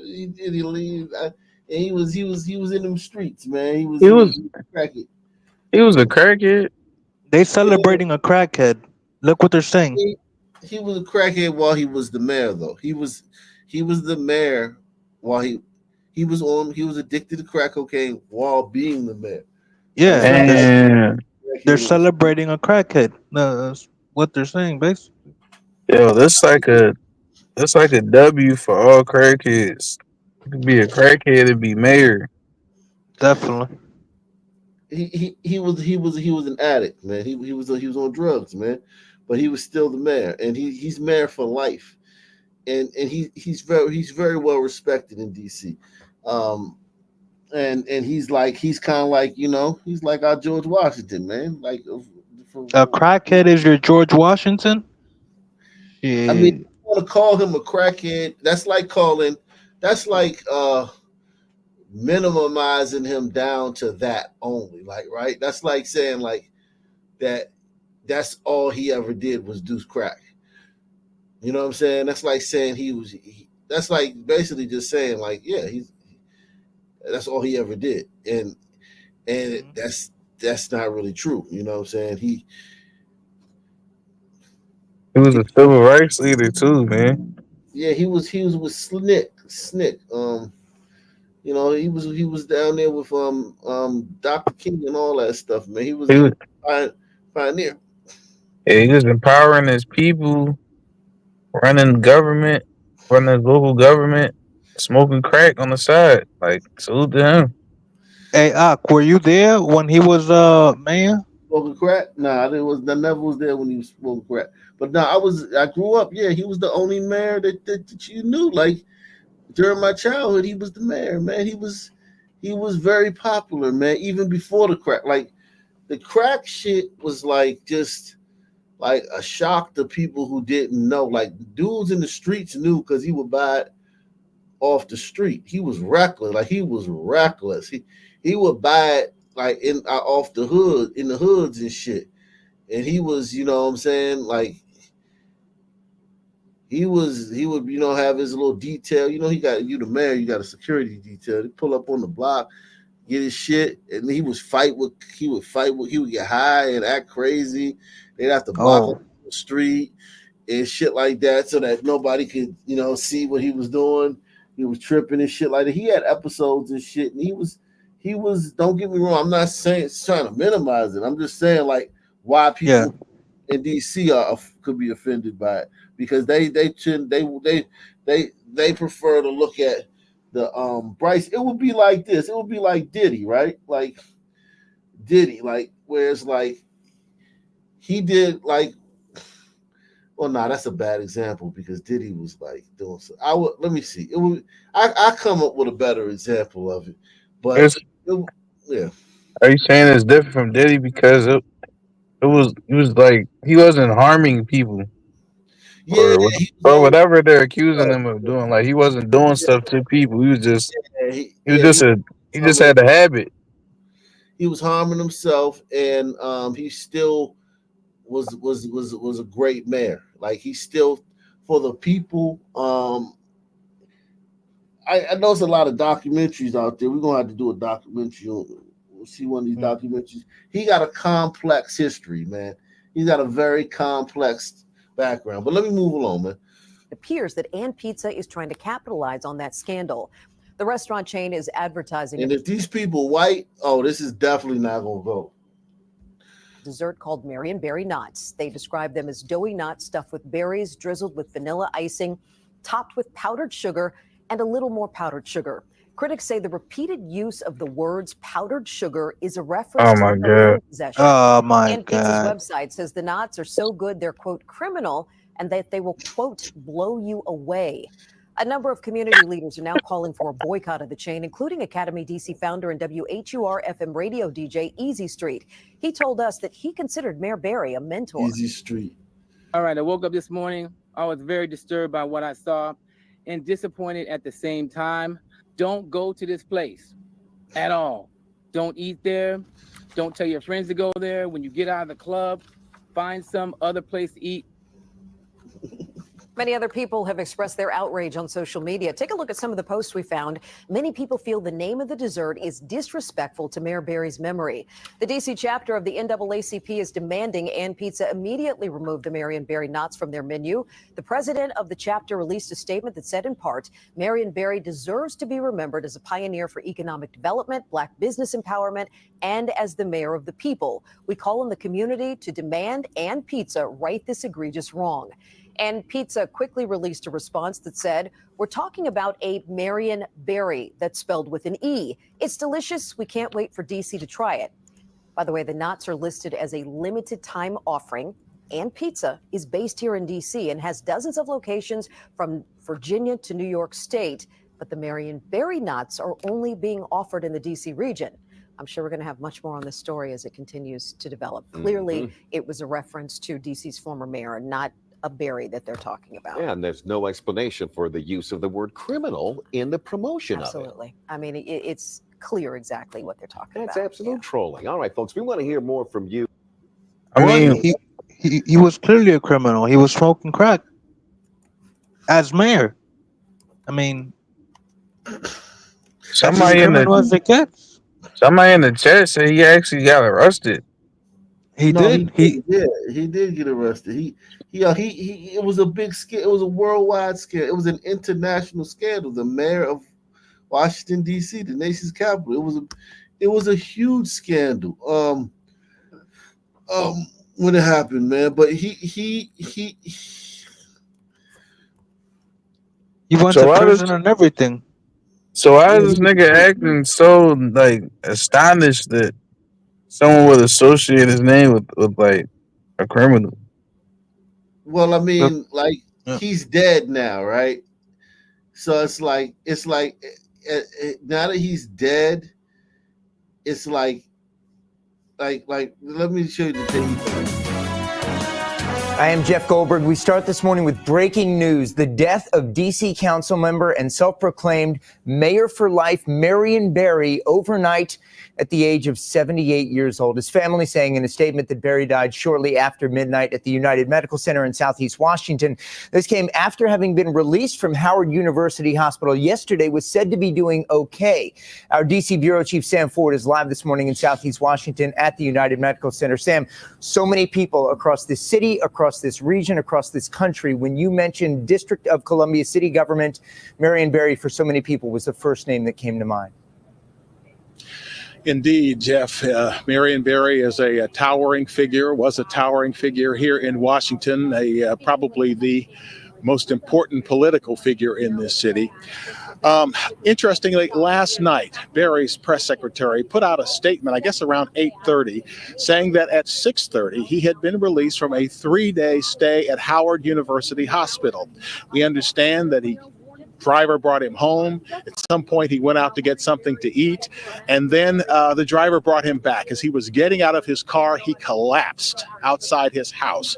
The driver called an ambulance. The ambulance came here to United Medical Center. They brought him here. Councilmember Barry was brought here to United Medical Center via ambulance at 12:15 a.m. He was pronounced dead at 1:46 a.m. Certainly, it's a sad day in the District of Columbia. Our doctors were very instrumental in making sure he had the proper care in his last moments here. And so we're just pretty saddened about his death today. And of course, Natalie Williams there, the spokesman for the hospital, used to be Marion Barry's press secretary. Marion Barry was a towering political figure here in local Washington. He moved here in the 60s with the civil rights movement, and he stayed. And we're going to take a look back at his life. This city is better off now because of my leadership. The city paper once called him DC's mayor for life, and in many ways it was true. Even when he did not hold the actual office, he dominated the city's attention as no other figure. Marion Barry moved to D.C. from his hometown of Memphis in the 19... Looked just like his son, except he dark-skinned, man. That looked just like Chris Berry, man. Wow. 1960s. He had been a civil rights activist, a member of SNCC, the Student Nonviolent Coordinating Committee. College kids who sat in at lunch counters to protest policies that refused to serve blacks, and occasionally they were attacked by angry whites and arrested. Barry called it public service. I spent over 30 years of my life since 1960 giving it to the public in the civil rights movement. Arrested some 2 or 3 dozen times. After the assassination of Dr. Martin Luther King in 1968 and the massive riots in Washington, Barry emerged here as a high-profile community activist running a black self-help group called Pride Incorporated. From there, he was elected to a less than satisfying school board post. They're reactionary, and you have to just try to figure out how you get some power in this town. Barry was next elected to city council, and an incident in 1977 rocketed him to prominence. A radical group called the Hanafi Muslims took over the district building, D.C. City Hall. And in the chaos, they shot then at-large council member Marion Barry and news reporter Maurice Williams, who was killed. The city negotiated an end to the takeovers, and Barry survived. Well, I wish it hadn't rained on our parade, but on the other hand, that's good luck. You don't remember the Hanafi? Yeah, that they the ones who killed they killed 7 people at Kareem Abdul-Jabbar's house in Washington D.C. too. They was some Muslim niggas from Philly, some wild motherfuckers. Called the Hanafi Muslims. Huh? I said, oh shit, I never heard about them before. Took over the district building, D.C. City Hall. And in the chaos, they shot then at-large council member Marion Barry and news reporter Maurice Williams, who was killed. The city negotiated an end to the takeovers, and Barry survived. Well, I wish it hadn't rained on our parade, but on the other hand, that's good luck. The following year, Barry was elected mayor of Washington, D.C. He pulled an upset and would remain mayor for 16 of the next 20 years. The early Barry years were marked as a time of progress for D.C. black business that saw its share of city contracts soar from single digits to more than a third. He guaranteed all D.C. youths who wanted them summer jobs. But by Berry's third term, his administration suffered from daily news stories about his rumored drug use with a woman named Karen Johnson, the drug dealer named Charles Lewis. Berry denied it all. The mayor's word in a situation ought to at least be a little bit higher than that of a convicted drug dealer or a prostitute. Then in January 1990, in a video seen round the world, Berry smoked crack cocaine in an FBI sting where they used an old girlfriend, Rashida Moore, and arrested the mayor on drug charges. The next day, a wild scene in front of U.S. District Court as the mayor of the nation's capital, his wife Effie at his side, arrived for arraignment on misdemeanor charges of possession of crack cocaine. He was ultimately convicted of one misdemeanor and sentenced to 6 months in prison. He turned over the reins of government to newly elected Mayor Sharon Pratt Kelly and was off to serve his prison sentence. 5 months after he got out of prison, he was back on the campaign trail, defeating Wilhelmina Rolark as Ward 8 council member. You can come back. It's not that you get knocked down, not that you fall down, or get kicked down, that you get up.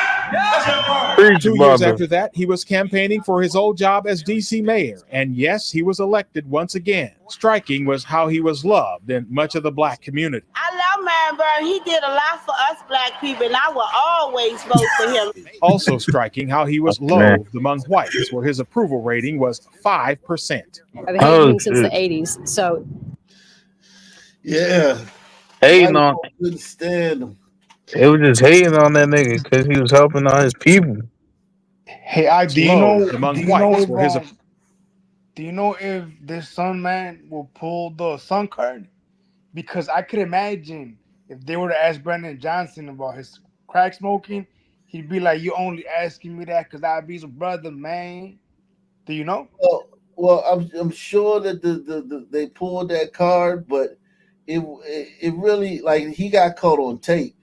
And it was like he really just kind of did his time. No, but like in those days, it was a little different. It was I imagine. Yeah, if he had a Twitter account, maybe he would have. But look, he could have smoked crack in the press conference, and he still would have pulled the man. It's only because I'm a black man. If I, But it wasn't really seen as like a race thing back then. From my estimation, from what I remember, it wasn't seen like that. Well, I mean, they're asking the mayor about shit that don't got to do nothing with race, and he's pulling the race card over here right now. Yeah. Was loathed among whites, where his approval rating was 5%. I've hated him since the 80s, so that opinion has not changed. Back in office, Berry's response to whites being upset by his reelection. Get over whatever personal hang-ups you got. Get over it. But it was Berry who got the worst of it the second time around. Kelly handed Berry back a city that was flat broke. Congress appointed a control board to run D.C., with Berry as mere figurehead. The man Berry appointed as his chief financial officer, Anthony Williams, publicly turned on Berry. I'm hard-pressed, quite frankly, to see how this job can be done without the support of the administration. The control board backed Williams, and Williams eventually got himself elected mayor, and at that moment, the control board gave back control of the city to the mayor's office. The control board chairman, Andrew Brimmer. We will have a new mayor. Out of office once again, Berry would make a try for an at-large council seat of Phil Mendelson. Then in a traffic stop, park police said he had cocaine around his nose. Berry dropped out. Then back to Ward 8, where he defeated the incumbent, Sandy Allen, and returned to the council. Right there, Chris. Yeah, that's Chris right there. A bumpy ride. After a guilty plea on tax evasion charges, a drug test revealed cocaine turned up in his system at age 70, and he was back under the authority of the court. At age 70. Listen, man, when they said he went out that night, remember they were like the night he died, he went out for something. He probably went out to get some crack that night. Yeah, he went and got him a 2-piece with a biscuit and he got some Murray Berry knots, man. But here's the thing, though, man. This guy, like, yo, he literally was a good politician, though. Before all that shit, he Like we get into some of that stuff, but he wasn't. It ain't like he just a crackhead, man. This dude got a chemistry degree, man. He majored in chemistry in college. I wonder if he made his own Oh crack. man, I don't know, man. We got. I'm testing these young people, though. I gotta check his track record. I mean, he probably His cooked domestic own life was crack, bro. bumpy as well. A divorce from his wife, Effie. He married Cora Mastersberry for his second stint as mayor. Then later, they They went and separated. got my dark He was butt. again making Okay. appearances with Effie, and at the death of Effie in September of 2007 of leukemia, he was there as part of the family, listening to son Christopher describe his mother. They say she was like a Jackie Kennedy, but that's not. No, I don't think that describes a woman like that. Only comes every few thousand years. She was like a Nefertiti or Cleopatra. Barry and son walked down from the pulpit at They the really National think Cathedral, Cleopatra arm was in black. arm. He was Dude, loved there's by such many, hated by one-player many, people. but he will be. They think like everything is about them, like it's a movie. Every single black person in this crowd thinks they're in their own movie right now. It's just crazy. Yeah. I guarantee you, he thinks Cleopatra was black too. Yeah. 1,000 years. She was like a Nefertiti or Cleopatra. Barry and son walked down from the pulpit at the National Cathedral, arm in arm. He was loved by many, hated by many, but he will be remembered by all. I'm Sam Ford, ABC 7 News. He was a great politician. He was a great crackhead. That's what he was. Yeah. Hey, look, I'll take a crackhead over my mayor any day. I don't know, man. If you doing crack, if you doing crack, man, I don't know. That's some question. I got to question your job performance. I mean, have you heard Brandon Johnson speak? I was taking crackhead. All right. Guess we're not shaking hands today. I just talked to Latoya, and she would call you back. Okay. To further discuss this. How long you been at Fox 5? Since April. April. That's what I thought. In this town, we decide what's important, what's not important, at the station and the community. And with all the stuff going on, with the city council up here, this going on over here, you know, and you talking about parking tickets? That's ridiculous. You know, I got to pay my tickets, otherwise I don't get my tag renewed. Simple But as that. you have $600 in outstanding parking tickets. I may have more than that. I don't know. I'm gonna whatever I owe, I pay. Well, these are from 2012 and 2013. I'll show them to you. I don't want to see them. Oh. I want you to go find something else to do. Get some news. Well, sir, I have to pay I'm my not- parking tickets in my 30 days. You've gone 2-3 years without paying your what? $600. You know, I pay all my tickets. You don't, Eventually. sir. Eventually. Your that's right. tickets. But they're supposed to, you know, Dude, they're like we all have to state pay for shows. these I'm honest double. with you, unless you go find another story and represent this community, represent Fox 5. Do you think that people don't have to pay their parking tickets in this community? Of course, everybody should pay their parking ticket. And I'm going to pay mine. All right. Simple as that. All right, we'll check back with you. Make sure those get There are paid. more things to learn. You've just been here since April. You don't know a damn thing about Washington, D.C. Really, About sir? our politics. That's right. I don't know a damn thing about Washington D.C. because Yeah, you right. won't pay your parking tickets. No, you shit. Really? Oh, really? All right. Well, you have to understand the parking tickets drive people in the city crazy because they all have to. They all drive me spend. crazy. I have worked hard as I can, reduce the fines Yeah. for red lights, for speeding. Mhm. I've done all of that. Right. I'm going to check to see if those tickets are still outstanding. I don't know where you got your information from. Yeah, and your Latoya's gonna call me back Where you get it from? from the DMV website. All right, fine. Good. I'm I just mean, saying, it looks like they're all in Northwest. get your power. They're not my tickets, then. They're all in Northwest. Well, I was wondering that since you're Ward 8. Yeah, right. they're all 5 of them are from Northwest. We might have wrong information. No, it's your Ward 8 place. No, I don't have a Ward 8 plate. This nigga lying like a That's the motherfucker. license plate. Well, the new has the Ward 8 plate. It's inactive. It's inactive. This is kind of like bullshit, though. Running up on him like that over some parking tickets. Like, bitch, all right, bitch, you trying to grandstand. You trying to make a name for yourself, bitch. Right. That's what it is. If he was Well, white, he someone's wouldn't have racked up done parking this. tickets with it. No, it's not. Can you talk? Okay. Let me talk. No, it's not. You're out of your mind. Down about 8th Street, South Side, North Side, 6th Street, etc. Yeah, they're all. Yeah, well, Here, keep that. Get your staff to look into it. check out the information. Don't report nothing until you check it out. I won't report it until I find out. All right. But are you not driving on a ward? Does somebody else have your car? No, the ticket is retired. The tag is retired. Well, what tag do you use? I use my 6-digit tag. All right. Okay. Well, then someone's driving around in 2012 and 2013 on this tag. No, you're not. Don't worry about it. Check it out. All right. Damn, this nigga driving on We'll check it out. suspended license. I mean, listen, man. This is small time shit. I feel like that's just grandstanding right there. Because you gotta understand, he famous there.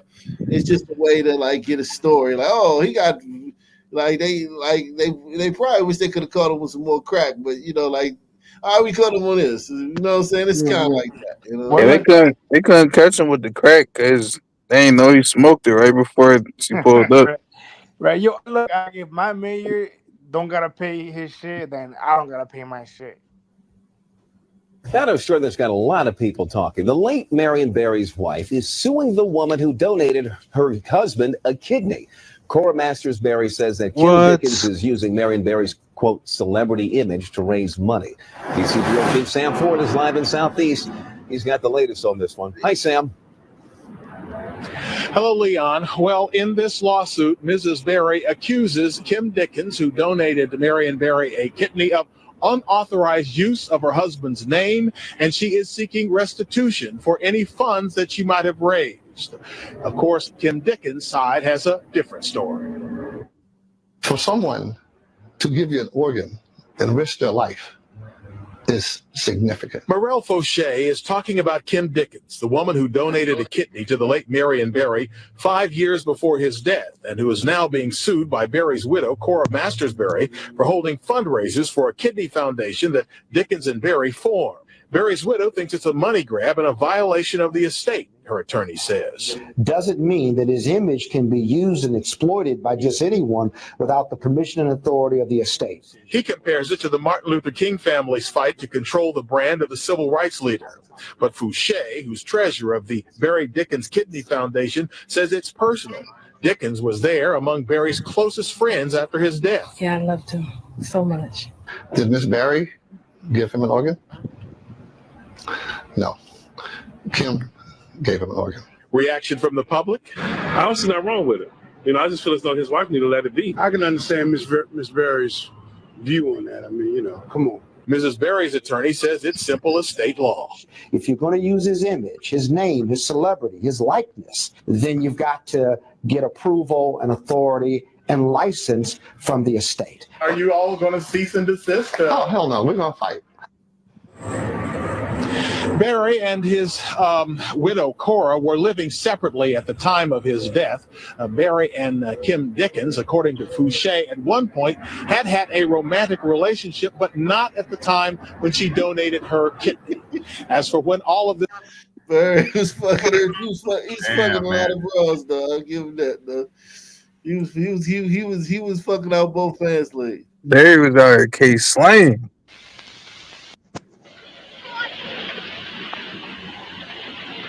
Salute to Barry, man.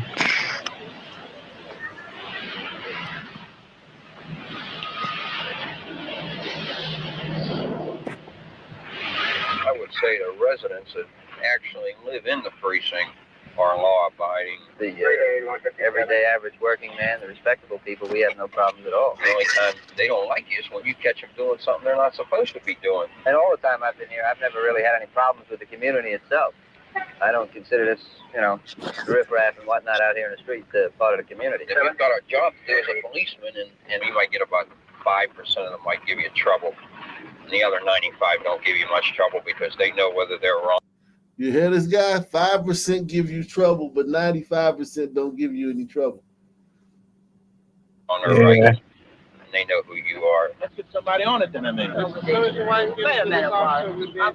Take this red tape paperwork. Suppose you can't write a something break on it, I mean. Red tape is good. They show you the form they used back when George Washington came over here. Write it all down. You know what I want from the police? What's that? I want the police to protect life and property in my neighborhood, and that's all. If you do that, then you'll cover everything else. I've seen them twice. It's twice that I can remember ride through the street. But never once have I seen them walk through the street. Never once. They don't seem to let you get along with them, you know. But when they mean no trouble, I guess they mean like hey, you gotta take that with a grain of salt. Man, I seen him drive through the street. But why he ain't walk down the street, man? Why he ain't walk up to me, shake my hand, offer to take me out to lunch, man? Yeah, he should have got That's on his why. knees and everything.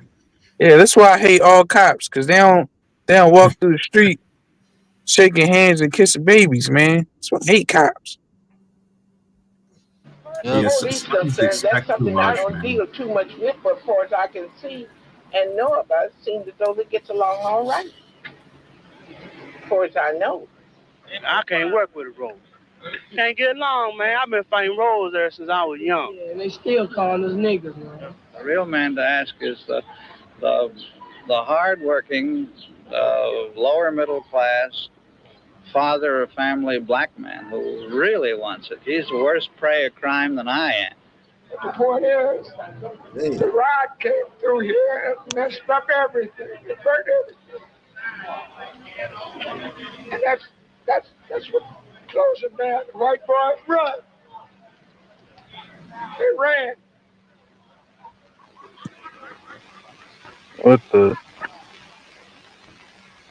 I don't even know what this nigga just said. All those in favor, raise their hand.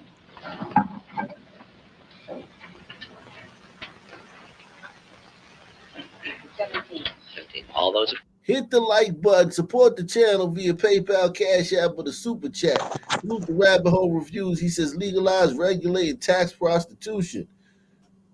People have nostalgia for the Marion Barry era. I grew up in D.C. Metro. He was way more likable than the Lori Lightfoot types. Yeah, definitely way more likable, without a doubt. Man, make sure y'all support the channel via PayPal, Cash App, or the Super Chat. Only place you're going to get the real, man. A real deal, man. Salute to Deluxe 247, a.k.a. Calrican, a.k.a. the real MVP, coming through once again. Opposed.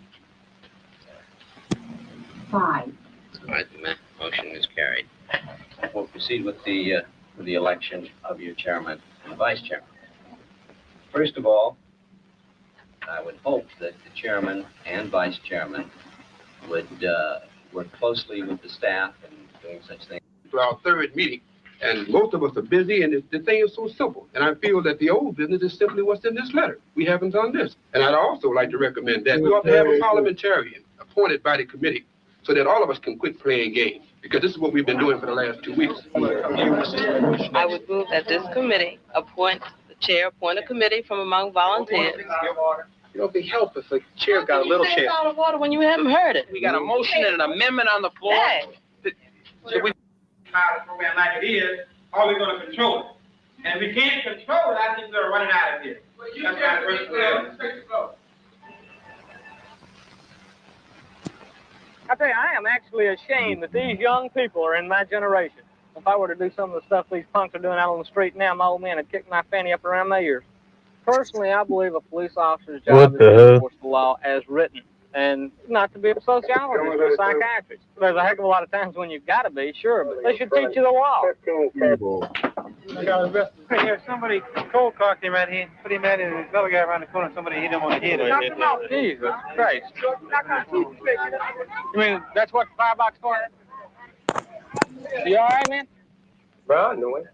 The pool room, running. All right, now look, Mr. Wallace. Okay. You were inside the pool room, right?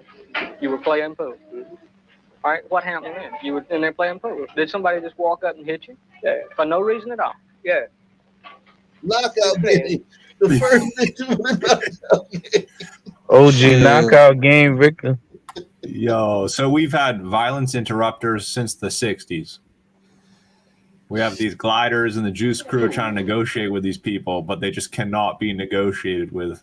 No, they can't. They don't understand. Okay. Yeah. You're going to do this, doing this. Bam-a-lam. Bam-a-lam. Well, what we arguing about? I don't know. You don't know. Yeah. You bound to know why, ain't you? Well, he didn't hit me. Well, all right, I know he didn't hit you.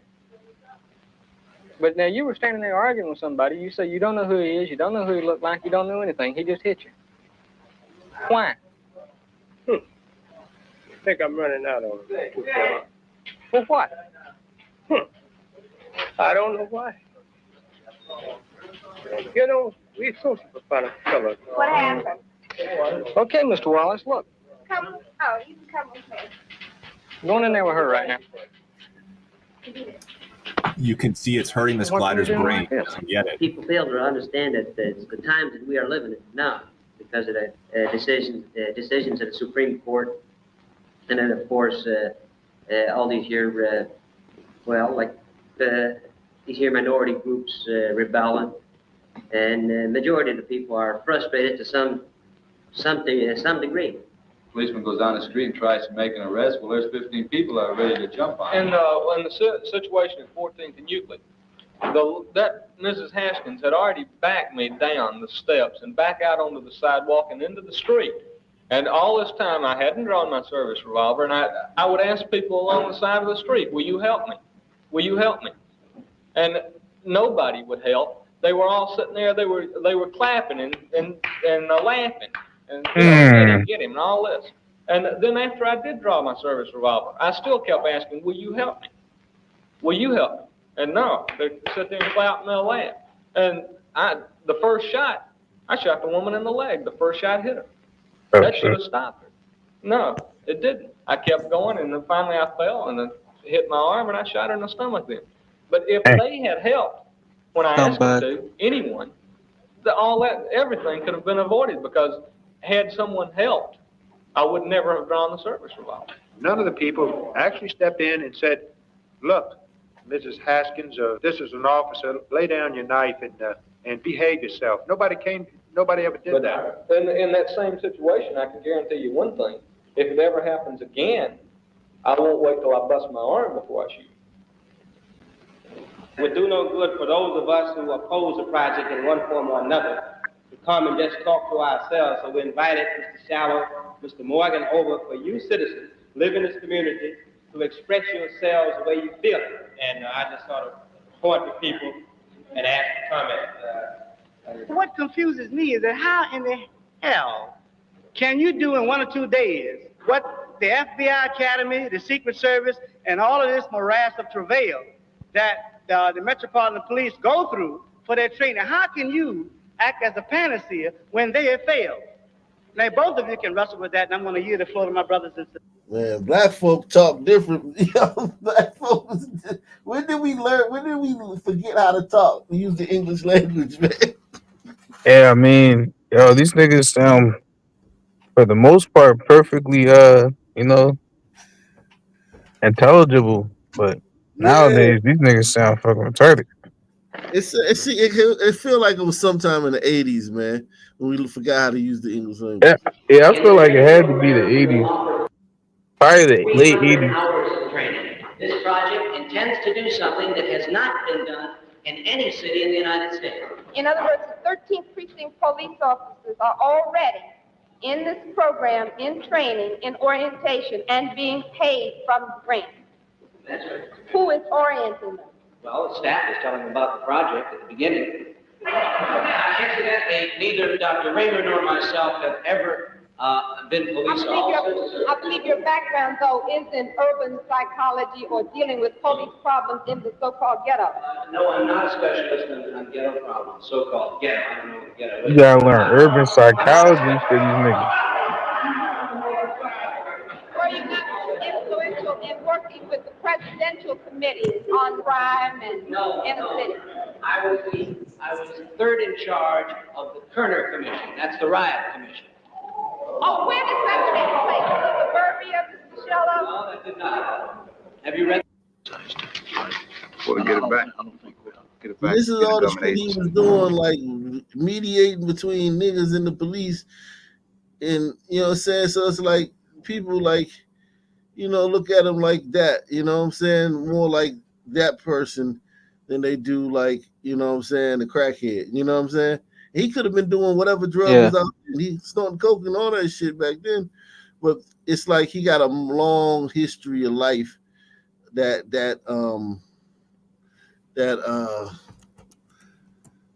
precedes Yeah.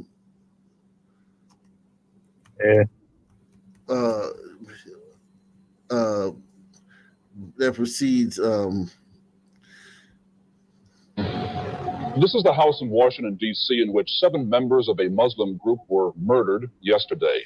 The dead included 2 men and 5 children. Some were shot to death and some were drowned.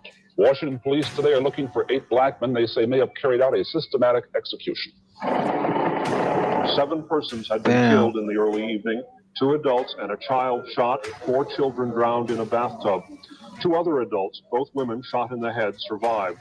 All but one had been living here in the headquarters of a Muslim sect purchased for the group by basketball player Kareem Abdul-Jabbar. Next to the civil rights era, the late 60s and early 70s are definitely some of the most colorful times of Black American history. I mean, you got Angela Davis, the Soledad Brothers, Geronimo Pratt, the Black Panthers. Now, I won't go into detail. Let's save that for subsequent videos, but let's just say stuff was real during this time period. Black Americans were getting active. So today, let's focus on one of the most brutal What a massacres. yeah, clown. but different though. They was doing it for alleged causes though back then. Like, Yeah, it was civil rights. Well, I mean, there's civil rights activists today too. I mean, there nah, but is some BLM truth to be that. marching. They not Yeah. BLM ain't really putting no working on the police. The Black Panthers, they killed they like were more. dozens of police, dozens of murdered. I'm not talking about like during traffic stops. I'm talking about ambushed police and killed them. Yeah, they were. Well, It you definitely know, seemed like they were more militant back then. well, you know, They he talked actually, about they actually had aim. they talk better English too. Like you have to understand, out of the civil rights movement produced sons that still kind of had the metaphorical like white man on their ass. You know what I mean? Like, and then they degraded over time to their natural baseline because now like they have nothing to prove. You know, like there's no impetus to like act above their natural level. If that makes sense. Because they got all the rights. Like no one's fucking with them. They can just be sons. So gruesome. It saw 2 men shot to death, 4 children drowned, and 2 others severely injured. But the story doesn't end there. It gets juicier than a tomahawk steak at Del Frisco's. But before I get ahead of myself, let's get an understanding for who the Hanafi Muslims were. Enter Ernest Timothy McGee. Born in 1922 in Gary, Indiana, he graduated 22nd in a class of 135 at Roosevelt High School. He played percussion instruments and eventually converted to Roman Catholicism. As McGee, he attended Purdue University but left to study music at the Music Conservatory of Chicago. He was later discharged from the U.S. Army on grounds of mental instability. He was also a talented jazz drummer and played with Bud Powell, Charlie Parker, Max Roach, Billie Holiday, and J.J. Johnson in New York City. Now, at some point, he converts to Sunni Islam and changes his name to Ernest 2X. And in 1951, he joins the Nation of Islam. He quickly gained influence and is appointed National Secretary to the Nation of Islam by Elijah Muhammad himself. He was even moved to Chicago to be head of the University of Islam. Both of these positions he held up until 1957. From what I could gather, after being demoted for a bitter dispute with Elijah Muhammad, in 1953, he struck out on his own. Now, here he makes a pivot back to his Sunni beliefs and changes his name to Hamas Abdul Khalis. This was the formation of the Hanafi sect of Islam, which was based off of an Islamic philosophy founded by Abu Hanafi sometime during the late 600s Change the name AD. to Hamas. The Hanafi split the nation in two, stealing some of its members while enlisting other members from a militant This is group of starting to look like Howard an optical University, illusion. forming the Hanafi American Muslims Rifle and Pistol Club. And in 1971, they converted one of the biggest NBA stars in the world, Lou Alcindor, better known as Kareem Abdul-Jabbar. So these the motherfuckers that got him to change his name. Wow. Is that just like the end point, like of every Sun man's mind? Like it just eventually ends up in Islam? Yeah, I mean, and now I'm thinking about it. Is that the same guys that got to like what's his name, Muhammad Ali and Malcolm X, made them change their It names? was a different set. It was a different. It wasn't the Hanafi. It was actually the Nation Islam that they got him to change his name. Oh, are these different people? Okay. But regardless, broke off. Yeah, same thing. Don't you get to have like 4 wives and shit and like all the types of things that Sun men like to do anyways? So I feel like it's like a good match for like the Sun man like psychology.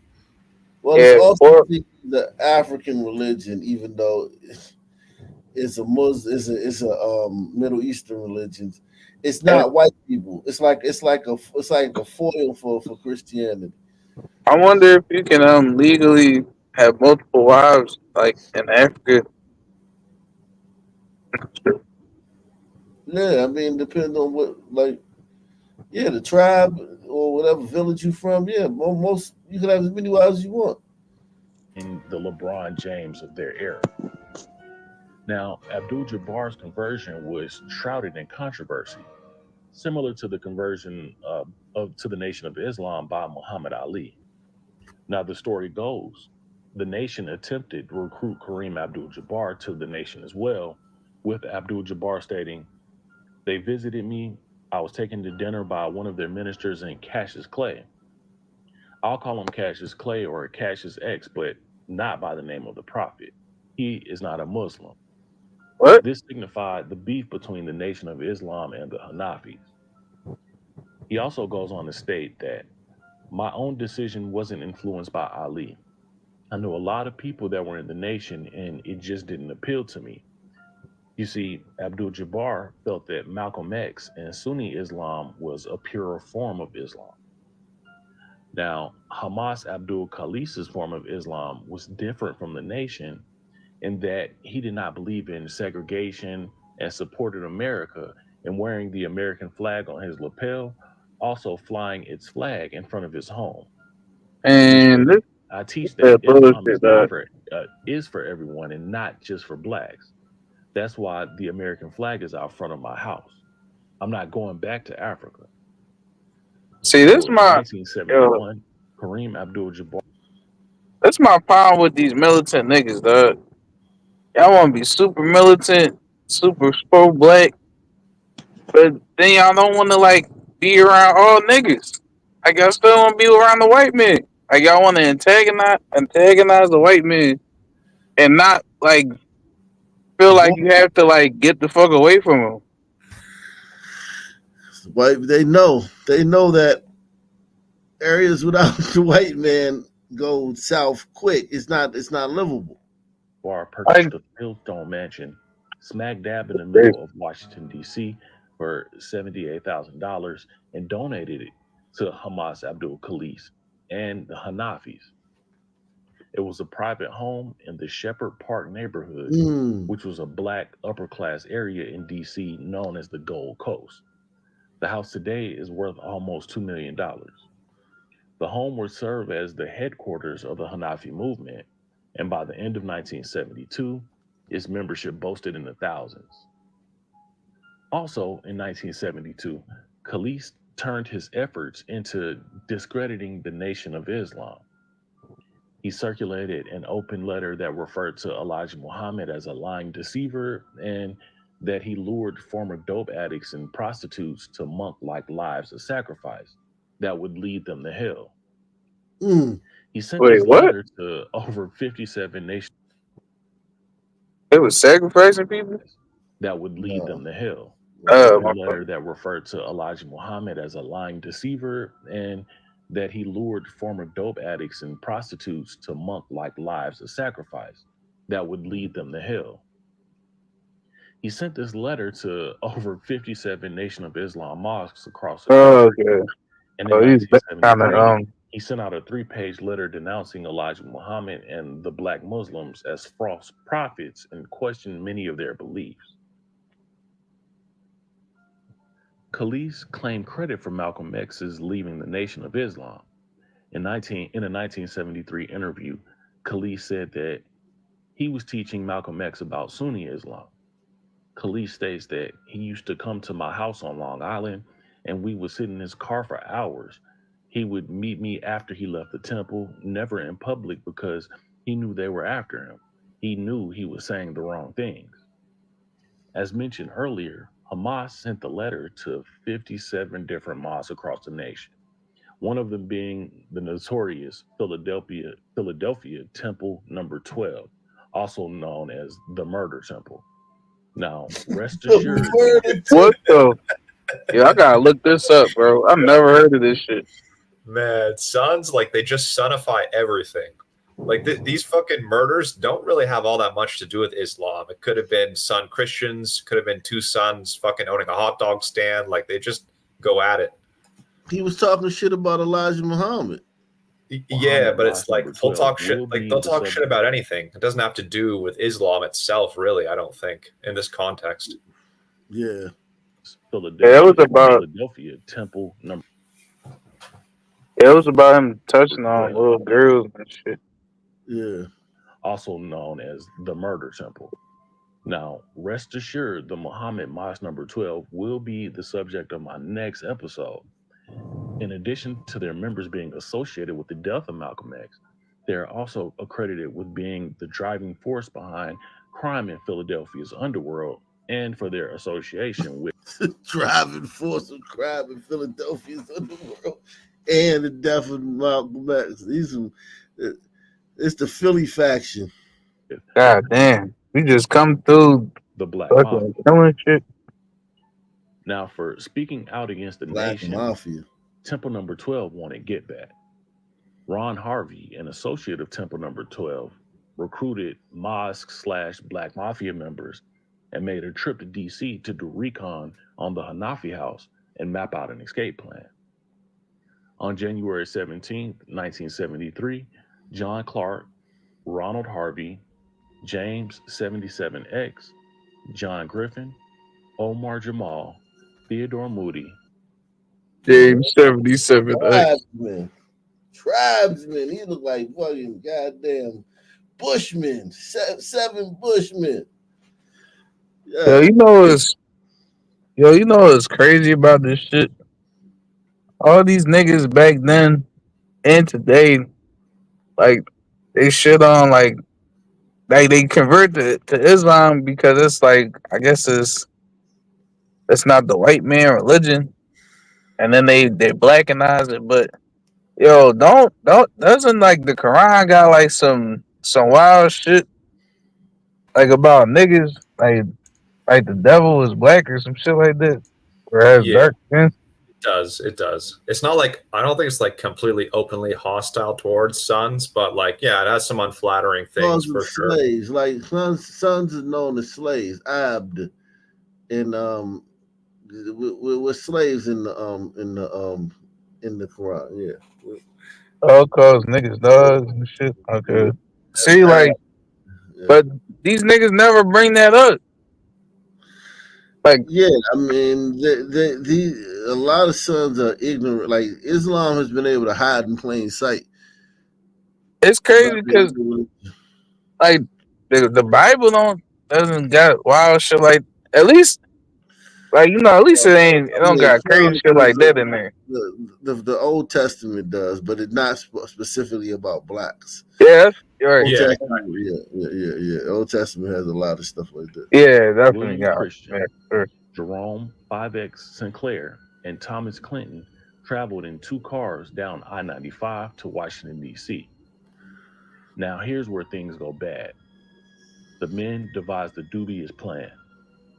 John Clark called Hamas Abdul Khalees's home, posing to be a Tommy Jones, to inquire about purchasing some of Khalees's writing and what would be the best time to come by and purchase the writing.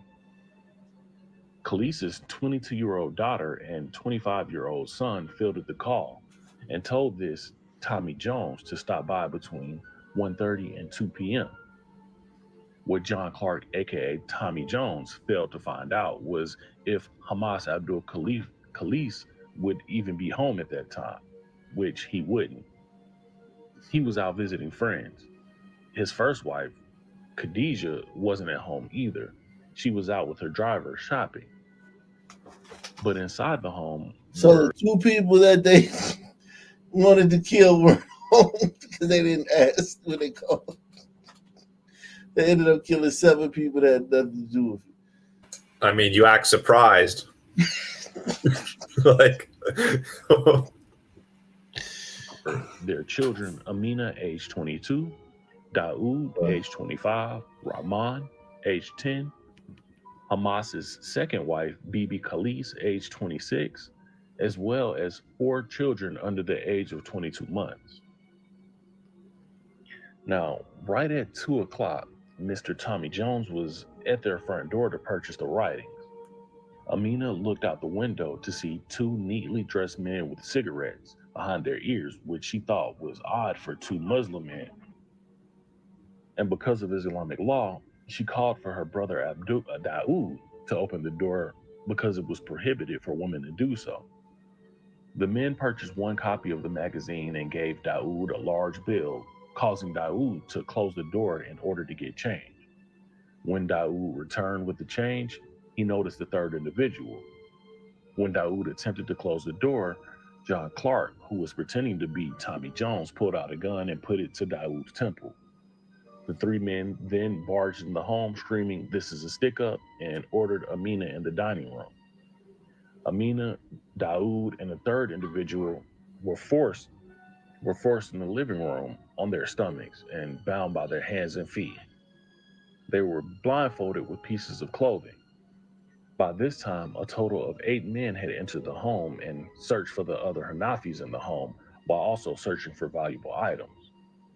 Clark then asked Daoud and Amina where the money was hidden, assuming because of their ties to Kareem Abdul-Jabbar and the size of the mansion they had to have a large sum stashed somewhere.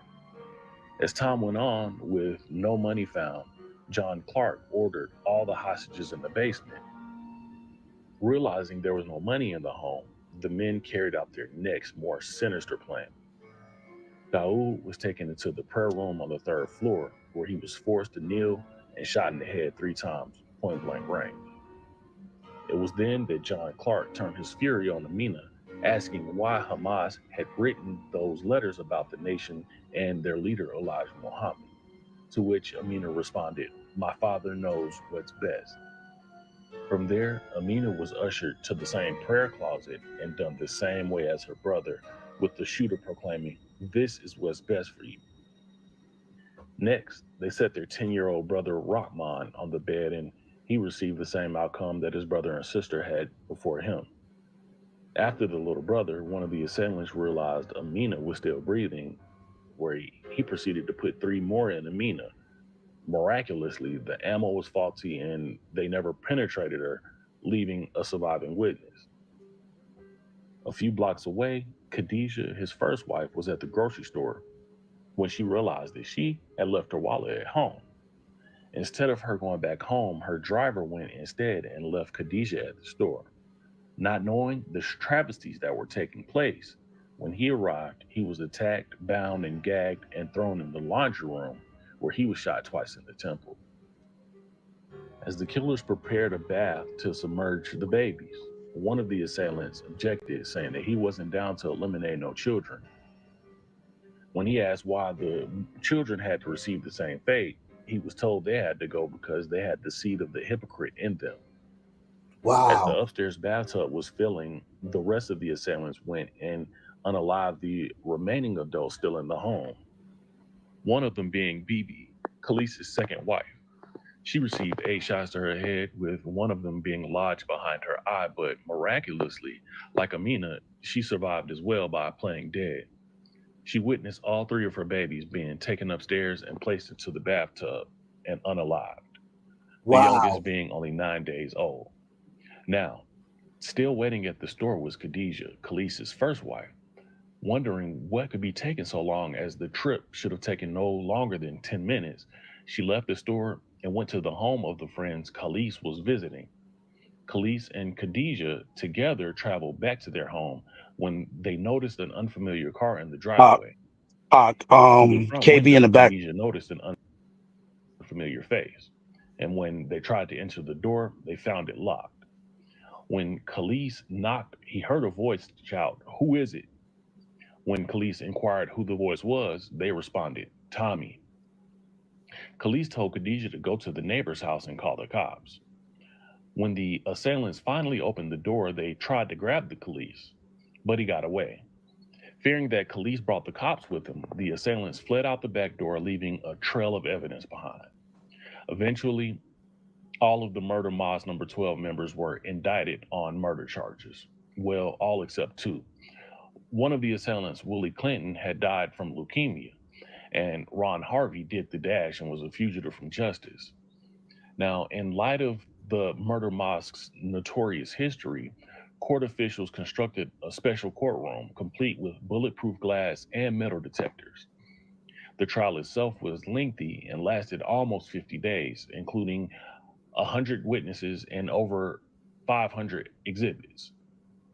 The deliberation lasted a day and a half, with the all-black jurors coming back with a guilty sentence. Each of the Black Mafia members received 140-year sentences. They were extra Now, careful during with the that. trial, Hamas Abdul Khalees was found in contempt of court for berating the assailants, stating, "You murdered my babies, and you shot my women." The judge fined him $750. Now, remember that number because it comes back in the future. One would think that after the guilty verdicts and the sentencing, it would be the end of the story. And honestly, I wish I could say it was, but nope. 4 years later, on March 9th, 1977, Hamas Abdul Khalees and 11 Hanafi members stormed 3 government buildings. Armed with an array of guns, swords, and, get this, a crossbow, they took over the Jewish organization B'nai and Berith headquarters, which was only 6 blocks away from the White House. They attacked people in the lobby, going floor by floor, rounding up hostages. They stormed the Islamic Center located on Embassy Row, and then less than 2 blocks away from the White House, they stormed the DC City Council chambers in the District Building.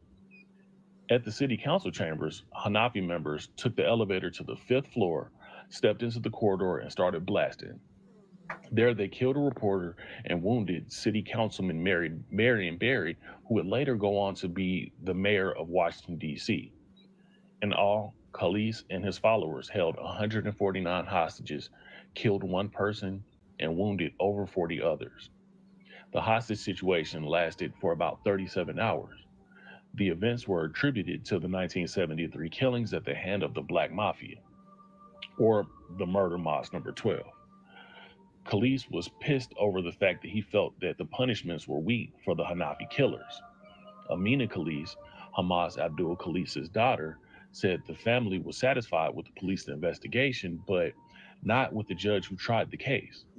The family believed the judge, Leonard Brahman's Jewish background, played a major role in the trial.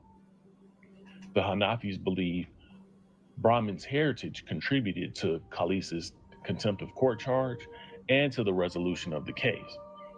Thus, the first 3 of his demands for releasing the hostages, Khalees demanded authorities turn over the 1973 killers from Philadelphia's Murder Mosque number 12 to him personally. He also demanded that the court pay him back $750 for the contempt of court fine he received during the Hanafi trials in 1974. Oh, this nigga was crazy. Khalees' third demand was that the recently released film, Muhammad, Message of God, stop being shown. The group considered the film to be sacrilegious. During the hostage situation, Khalees stated, "First thing I want is the killer of my babies. I want to see them right here. I want to see how tough they are. I also want the one who killed Malcolm X too. Remember, they allegedly had something to do with the death of Malcolm X.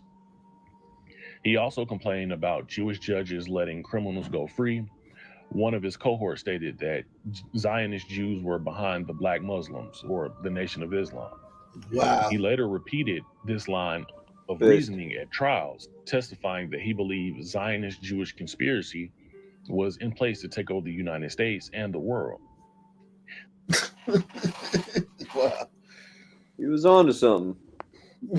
Fish might like these guys for 2 seconds. Right. Salute to Gentle Savage, man. He says, I pretty much never heard any member of the Nation of Islam say anything about the Arab slave trade. Me neither. The attack on the Islamic Center was apparently related to a comment made by an Islamic Center official immediately following the 1973 murders. He described the Hanafi's knowledge of Islam as superficial. 3 bigwigs in the Muslim community were called upon to meet with Khalis to resolve the situation. After meeting with the 3 ambassadors who sat down and discussed the Quran with him, Khalis finally surrendered. Khalis and the other Hanafi hijackers were indicted on May 3rd, 1977, and on July 24th, 1977, they were each convicted for assorted offenses stemming from the siege. Hamas Abdul Khalis was sentenced to a prison term of 41 to 123 years for kidnapping and murder. Now, the massacre went down as one of the most tragic stories in Black American history, yet few even know about it. So I'm eager to hear your thoughts. Do you think that Hamas Abdul Khalis was justified in doing what he did after the tragic murders of his families? Please let me know. I'm extremely eager. Man, what the fuck? So in other words, nothing's changed.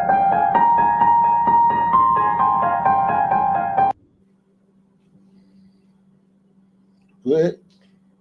Nothing's changed. It's just been that way since the 60s. Yeah. Yeah, this was. Remember when you hear niggas say, man, back in the 60s, you know, yeah, intact families. Every black man had a business.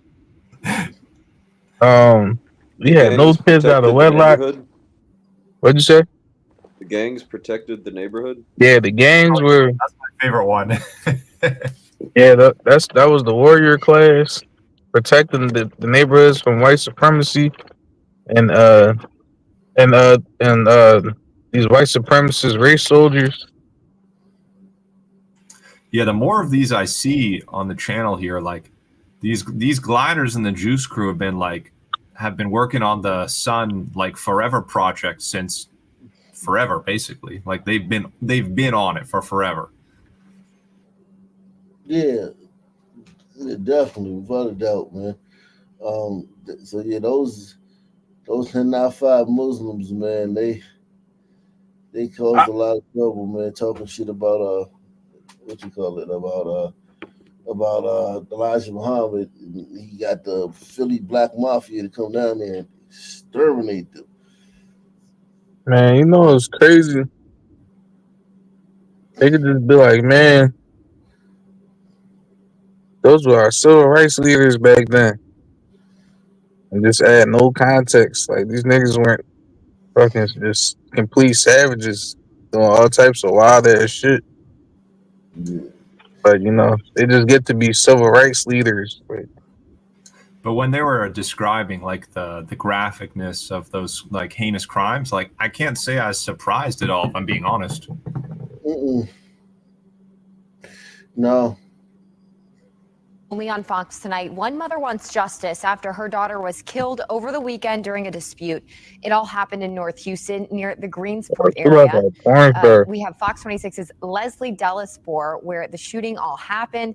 And Leslie, you spoke with the mother earlier, and what did she have to tell you?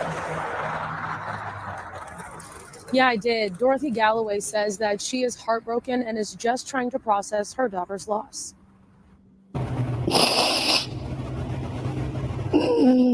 These are the tears no mother wants to cry. 1 minute I'm crying, the next minute I think about her happiness, I get happy. The next minute I might be crying again. Dorothy Galloway is grieving the loss of her 17-year-old daughter, Lauren Galloway, a bright light in her life. Live wire. She was a live wire since birth.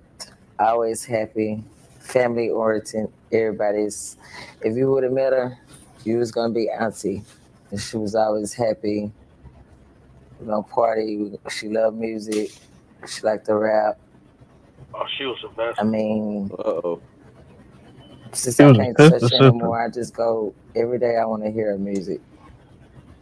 Just want to hear her music or listen to her videos. But now, memories are all Dorothy has. After the Harris County Sheriff's Office says her daughter was shot multiple times here in this parking lot at the Costa Ibiza apartment complex after an altercation with a man. Lauren's mother says Lauren's friend told her the argument started over a phone and the man who pulled the trigger was not Lauren's boyfriend. All she wanted was her phone, because the girl took her phone. The girlfriend and the girlfriend homeboy came over there to where Lauren was. They arguing and fussing and fighting. They brought it outside. And the girlfriend passed the homeboy the gun and told her if she come my way, shoot her. But my thing is like, why so many times? That nigga was a crash dummy. When she went on the ground, you still shot her more times, 5 or 6 times. Now, the Harris County Sheriff's Office says that they are still trying to identify a suspect. And if you have any information, you are urged to call either their office or Crime Stoppers. Reporting live in North Houston, Leslie Delasport, That Fox bitch passed you a gun. Sherman, thank tell you. And if you take a you. look at this map, She did her superpower, her son woman superpower. Yeah, the crash out power. This bitch tosses you a gun and tells you if she gets close, like shoot her. What the fuck do I look like? Like, yo, that bitch would have had me fucked all the way up, dog. Now your dumb ass going to these niggas retarded, man. only on Fox tonight, one mother wants justice. Her ops boyfriend killed her. Yeah. Her ops basically put the gun in his hand, and then the Sun Man did what the Sun Man does. These niggas dumb as hell. Yo, niggas so ready to just throw it. Just the little shit they do have, just throw it all the way the fuck away. For the dumbest shit. Damn. That's crazy, man. Not crashing out, bro. Got me, man, yo. Niggas got me fucked up, dog. Not me. Not me. I've been told niggas, I know. I'm like, look, it's 99%, 99.9% of shit. Nigga, ain't no way I'm going to prison or risking my life over that shit. So I'm already conditioned niggas like, yeah, he ain't gonna do that shit. Fuck that shit. I'm eating. Supposed to throw my life away over your shit, and your life not in danger. Them niggas fighting over a phone, and yo, how the fuck can the IQ meme not be real, though? It's not even a meme, but how can the IQ, like, when niggas do this shit it's just so common that niggas do this shit. Like, how can y'all sit back and be like, man, this is just the culture, man. So if he had a dad, all it took was a dad for him not to just get handed a gun and just start shooting because someone told him to. Yeah, the alternative is like like basically the mustache solution. Like there's no real alternative, right? So we're kind of stuck here in jail for forever. Like we can't really do shit about it. Yeah, we're stuck in culture purgatory. Yeah, They can just get to that's just one way of putting it. yeah, they can just get to shut down any like discussion about shit like this with just get to say culture and Yeah.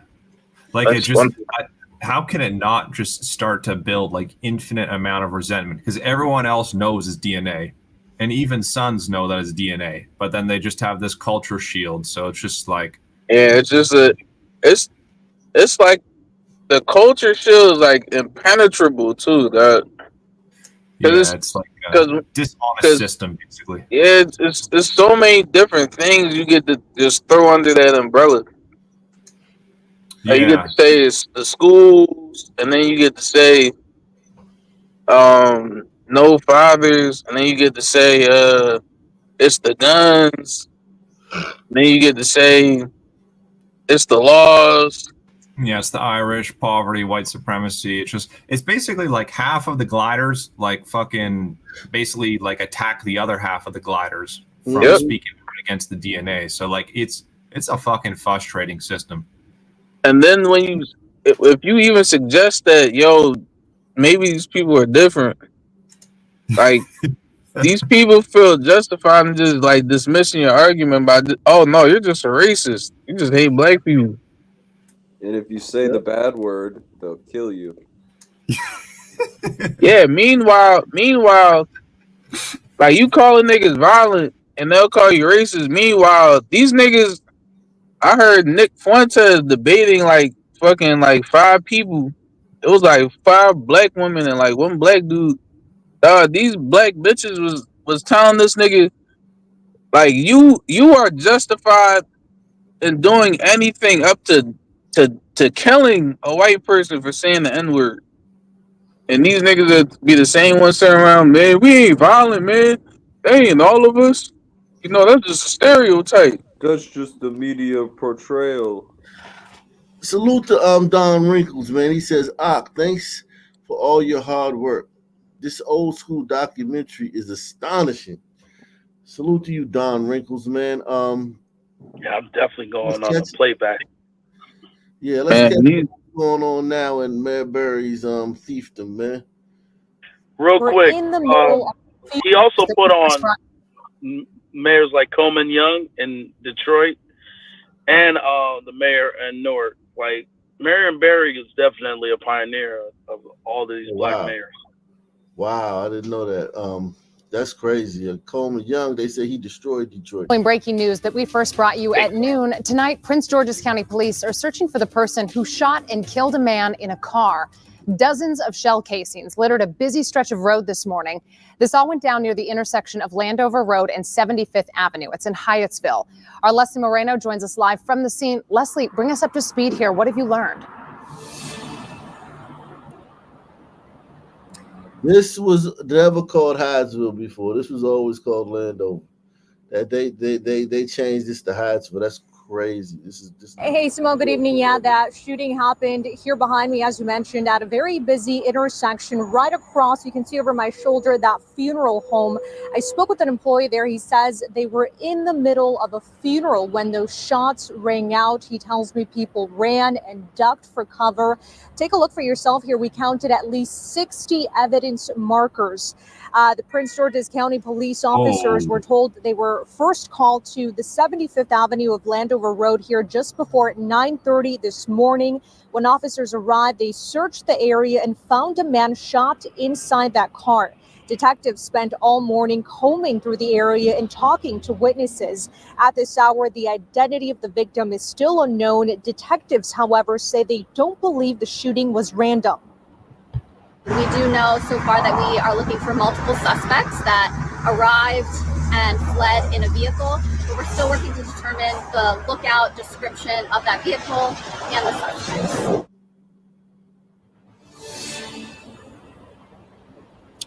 And at this hour, police have yet to release a description of that vehicle or the suspect. However, they are asking if you have any information about what happened here this morning. Police want to hear from you. We'll toss back to you in the studio. So a funeral, and one of the attendees gets his.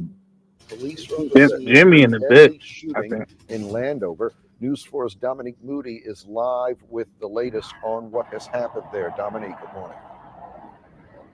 Good morning, Tony. So we just got word from Prince George's County Police that a man is dead, and this comes after a fatal shooting that happened a couple of blocks away. We're going to go to that scene in about a second or two, but first I want to start off with where we are. So this is the second scene where Prince George's County Police have been investigating, and the bulk of the investigation have been happening just across this yard here, and you can see some of the officers still standing over there, as well as that vehicle that Tony just mentioned, along with those bullet holes. So this is the second scene, a part of that fatal shooting. Now, if we can, I want to go to the first scene. This is where police are investigating. This is right up the street. That scene that you're looking at right now, that is Landover Road. And this is showing you a little bit of what investigators have been going through right now. We know that they have dozens of evidence markers that are out there, as we believe that investigators are sifting through that scene to try to figure out if they can get anything, any clues to help with this investigation.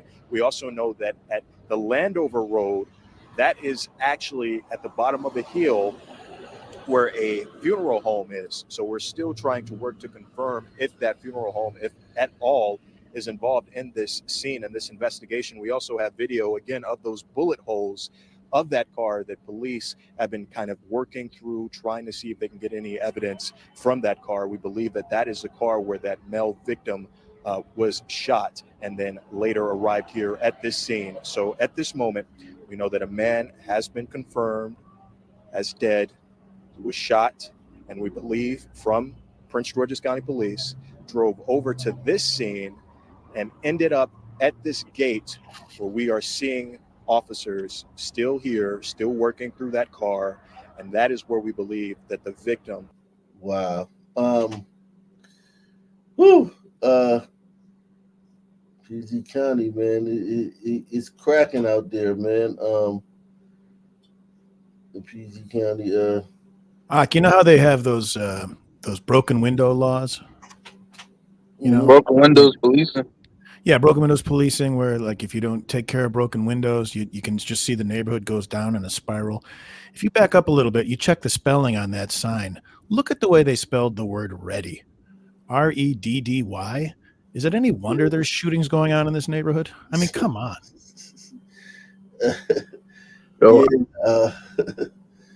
I then I tell you, I was in the YouTube chat room one time, and they were talking about like violent cities. Like people online be like, man, it's just these Democrat-run cities, man. If we just vote Republican, then all the crime's gonna go away. Yeah, and sure. Then this nigga said, one of these niggas said, man, this shit don't happen in PG County. That's where the good black people were. And it's all culture. Man, I don't believe this nigga until I start listening to your channel. Man, these niggas wilding out in fucking PG County, dog. PG County is as bad as any city. PG County is as bad as any city in the country, man. But it has spots where they have very, very wealthy blacks. I mean, very, very wealthy blacks, and they have spots where there's very little crime. But the totality of PG County, as a county, is just as bad as any city. They're very wealthy blacks. Shots They over actually own the Yeezy cars they do drive-bys sneakers. This is how an 18-year-old. Yeah. So yeah, this shot over sneakers. Oh yeah. Shots over Yeezy sneakers. Wow, this is how an 18-year-old high school senior lost her life back in 2020. She and her boyfriend were trying to sell the popular shoes, but the buyers turned to violence. NBC6 reporter Christian Colon. Damn. Never buy from signs. You got to put that on the shoes. Never sell. Never sell. Never buy or sell. Negotiate anything. Never. You meeting up with these random niggas online? Man, yo. What the fuck? Yeah. Me and that were Ray trying to sell the Quandre. popular shoes, but the buyers turned to violence. NBC6 reporter Christian Colon joins us with the trial of the alleged shooter that started today. The shooters. A sneaker sale escalated to murder when 18-year-old Andrea Camps Lacayo was shot. This is the person who shot. Shot by a bushman. Mr. Griffin, how sure are you that the individual in that photograph, as the individual you've been pointing to in court, is the person who shot at you on April 7th of 2020? I'm 1,000% sure that this is the individual that killed my girlfriend. Sergio Bourbon survived the shooting and told jurors he and his high school sweetheart were hoping to sell the popular Yeezy sneakers to a man named George Walton for over $900. Why though? Is it Trying that to come they, up. Is it that they? Is it that like? I think those are Yeezys. Yeah, that's what it said at the beginning of the video. Yeah, but it I just don't get it, man. I don't get it, man.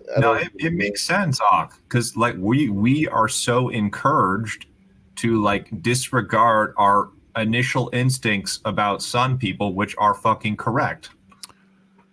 I don't know, man. I think this is actually. I don't know. This is Ambrita. I think this is. Yeah, it's Ambrita for sure.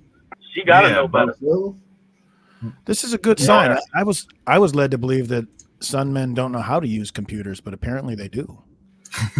Yeah. Like we all know it's bad news, but like we're told we're fucking racist and terrible people if like you just decide to not, deal with sun men. Oh, you got my guy Mystic Philly in the back. Like let me put it this way. Everyone here on the panel, let's say this girl that just died. If she was your daughter and you knew she was going to do that, you would fucking immediately stop her, right? Yeah, what the hell? It's a random Sun man? Fuck no. But some people get bullied. Now, some dads will be like, "I'm going with you." Some dads, they'll do that. Yeah, I ain't going with you. You ain't going. Ain't nobody going. yeah. Some Sun dads will do that. Well, dads, period. But yeah. But in other words, everyone's like basic instinct is correct, but we're punished for feeling that way and acting on that correct instinct.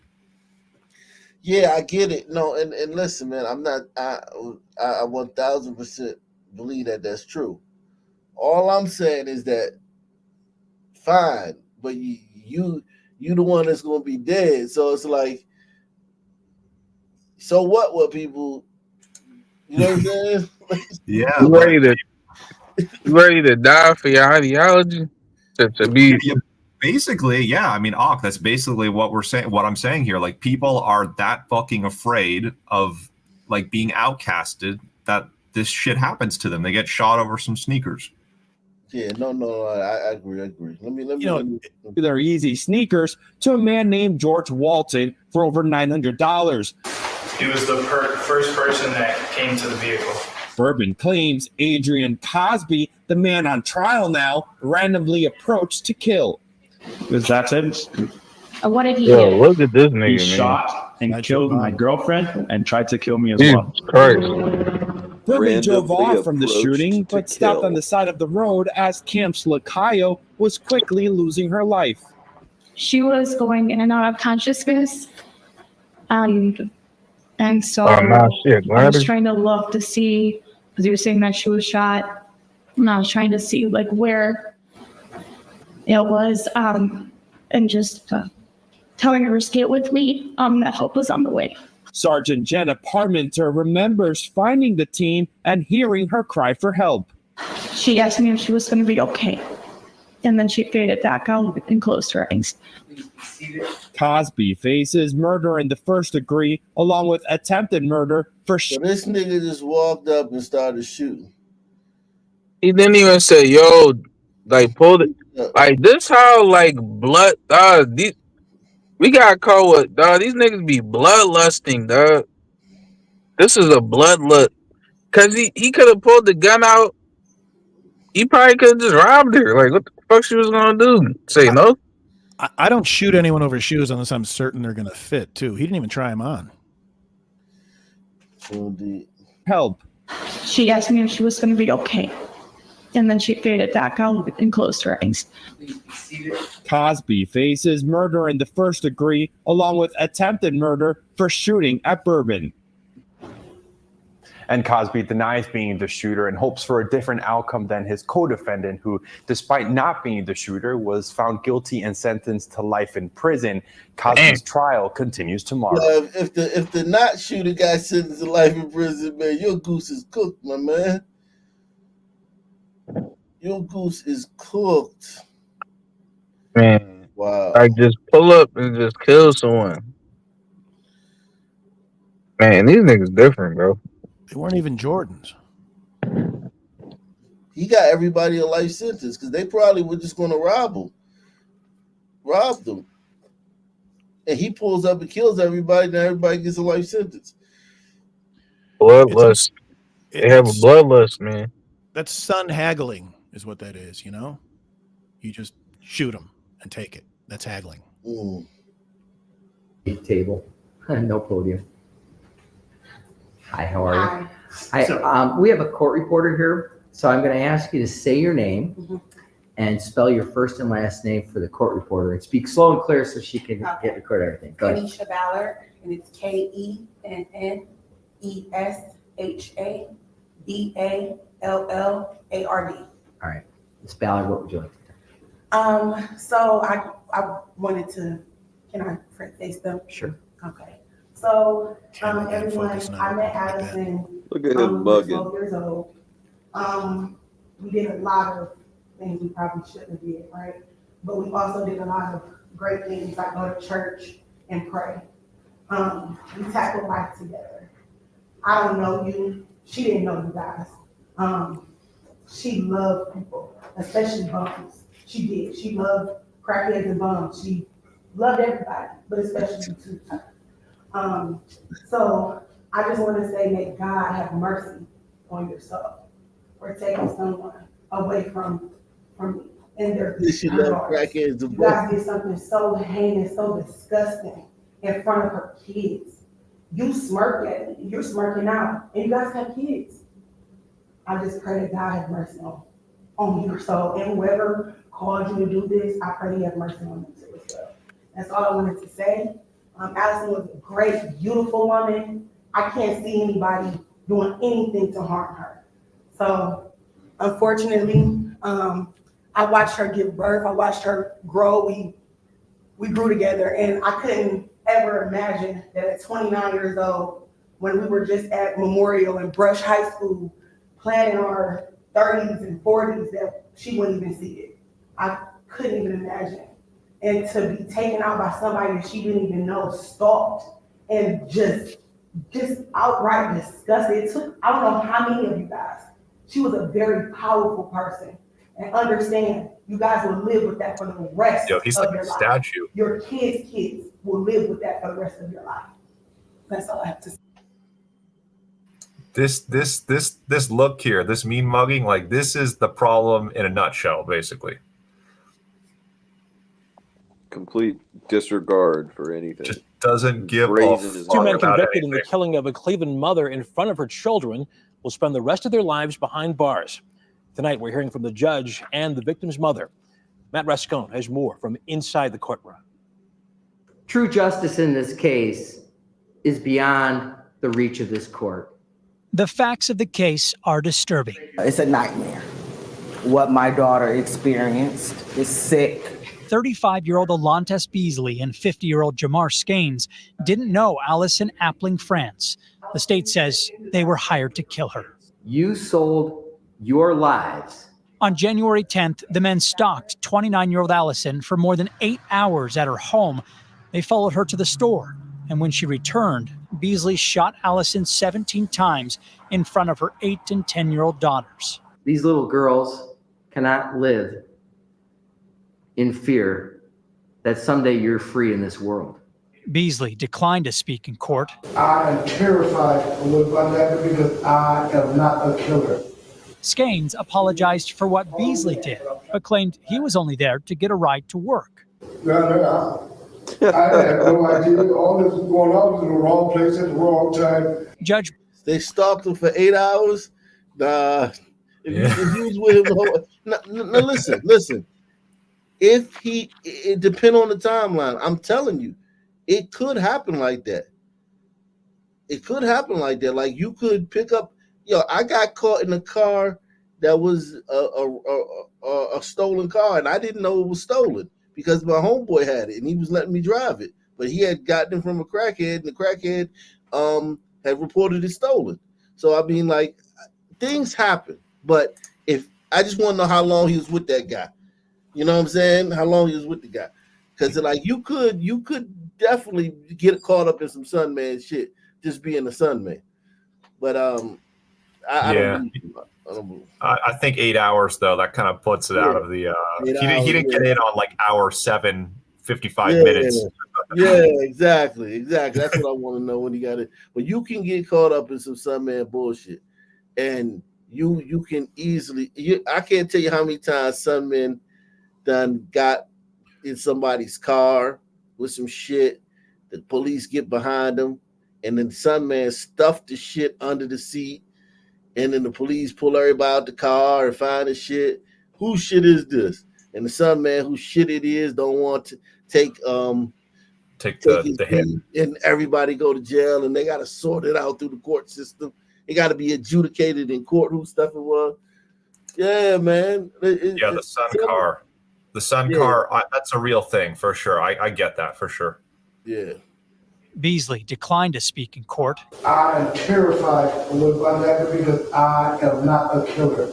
Skanes apologized for what Beasley did, but claimed he was only there to get a ride to work. I had no idea all this was going on. I was in the wrong place at the wrong time. Judge Brendan Sheehan didn't buy that argument for a moment, pointing to evidence that showed he was with Beasley the whole time. The fact that you stood here and tried to act like you had no idea what was going on is disgusting to this court. Authorities are still searching for a third suspect, 44-year-old Clarence Bennett. But in court, the state and family's focus was on Beasley and Skanes. Heartless, evil, weak men. And working to get the longest sentence. Keep them from us, please. From society. Who hired these guys The to kill judge her? agreed and sentenced the men to life in prison without the possibility of parole. Allison's 2 children are now living with their grandma. They better hope the Innocence Project is around in 20 years. Yeah. Who and why were these guys hired to kill her, though? Did they get to that? Yeah, I don't know if they. I was trying to figure that out, but That's the next chapter. They got to catch the third Sunman to get. That's the DLC pack. Like we got to wait for that shit. No podium. Yeah, that is very interesting. Who would want that girl killed that bad? Let me see.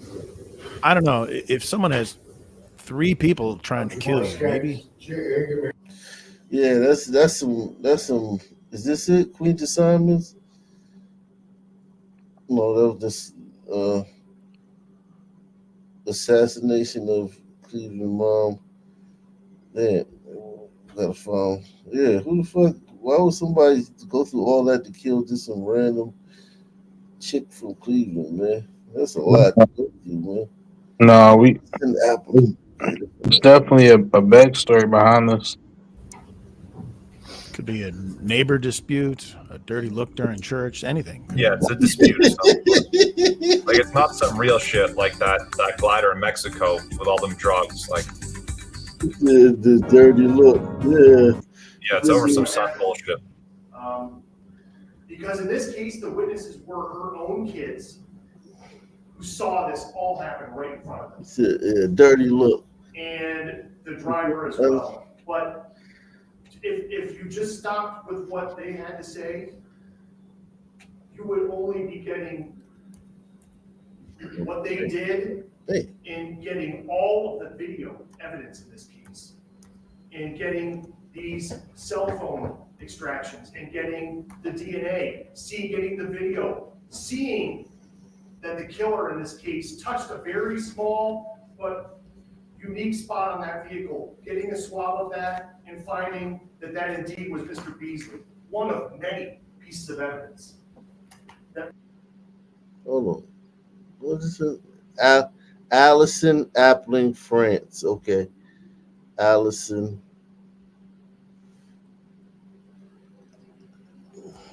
It's a sun spelling of it. Allison Appling France. Okay. Spelled it the sun way. Let's see. Why did y'all kill Allison Appling France, man? How the hell did y'all do that, man? LeBron and Bronny played together for the first time. Two Tonight. minutes. Get that shit out of my face. Bronny is dog shit. Yeah. Everybody knows it too, man. Everybody knows it. And they ain't talking about it. I mean, I'm trying to. How do you do that to your son? Exactly. Yeah, my thing is how you do it to the other son, because now you got another son coming up who's going to be a senior this year in high school, and he gonna be like, "Oh, I gotta go to college for 4 years. I don't get it. I gotta embarrass myself." Yeah. I don't get fluent in the NBA. What you mean?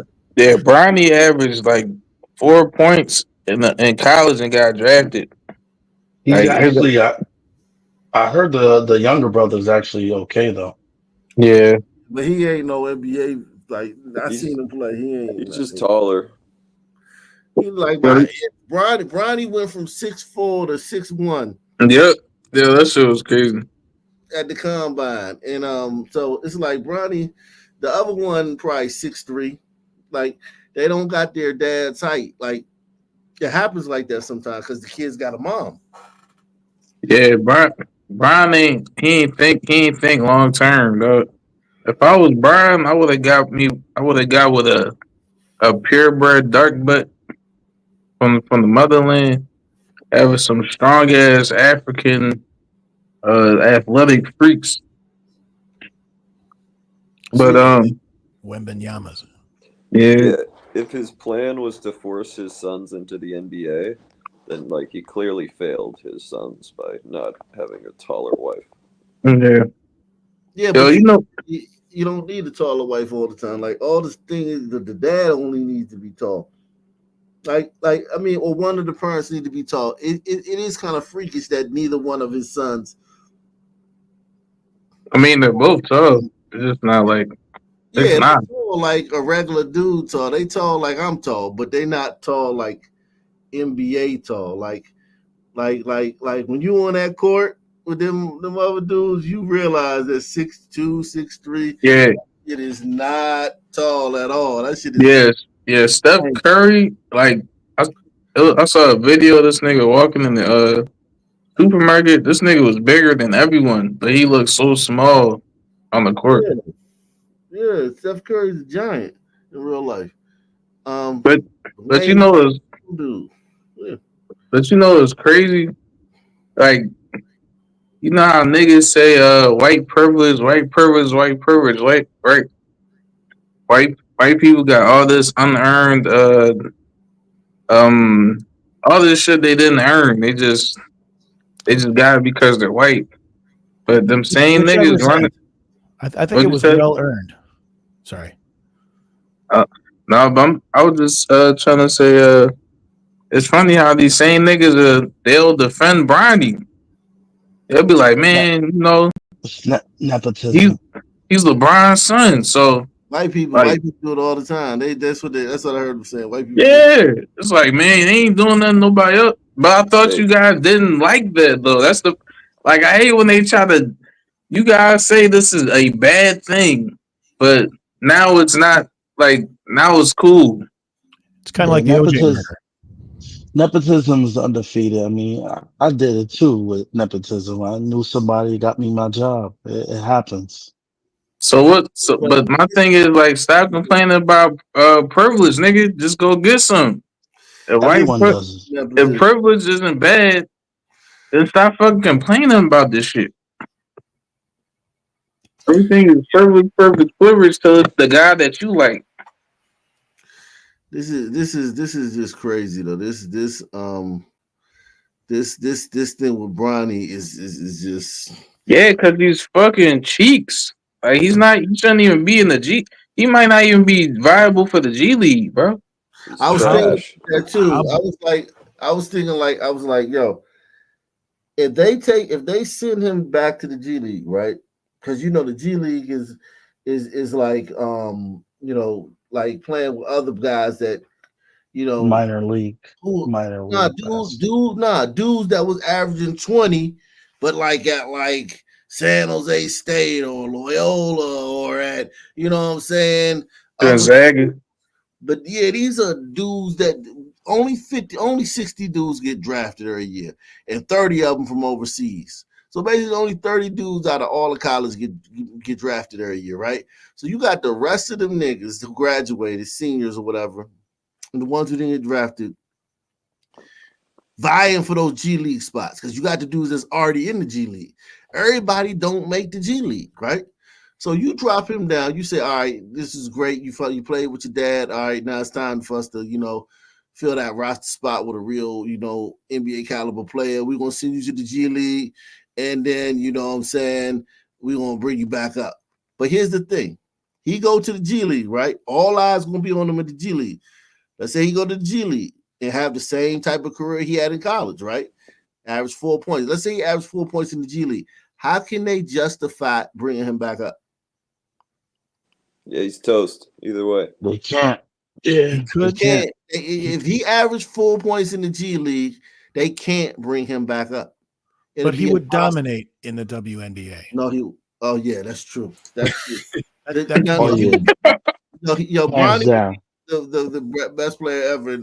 He'd be the GOAT in the WNBA. But what I'm saying is that someone needs to put that in LeBron's head. Like, you could be the GOAT of the NBA, and your son could be the GOAT of the WNBA. Come on, Bron, make it happen. Yeah, it's gonna be tricky though. It's gonna be tricky because dropping him to the G League,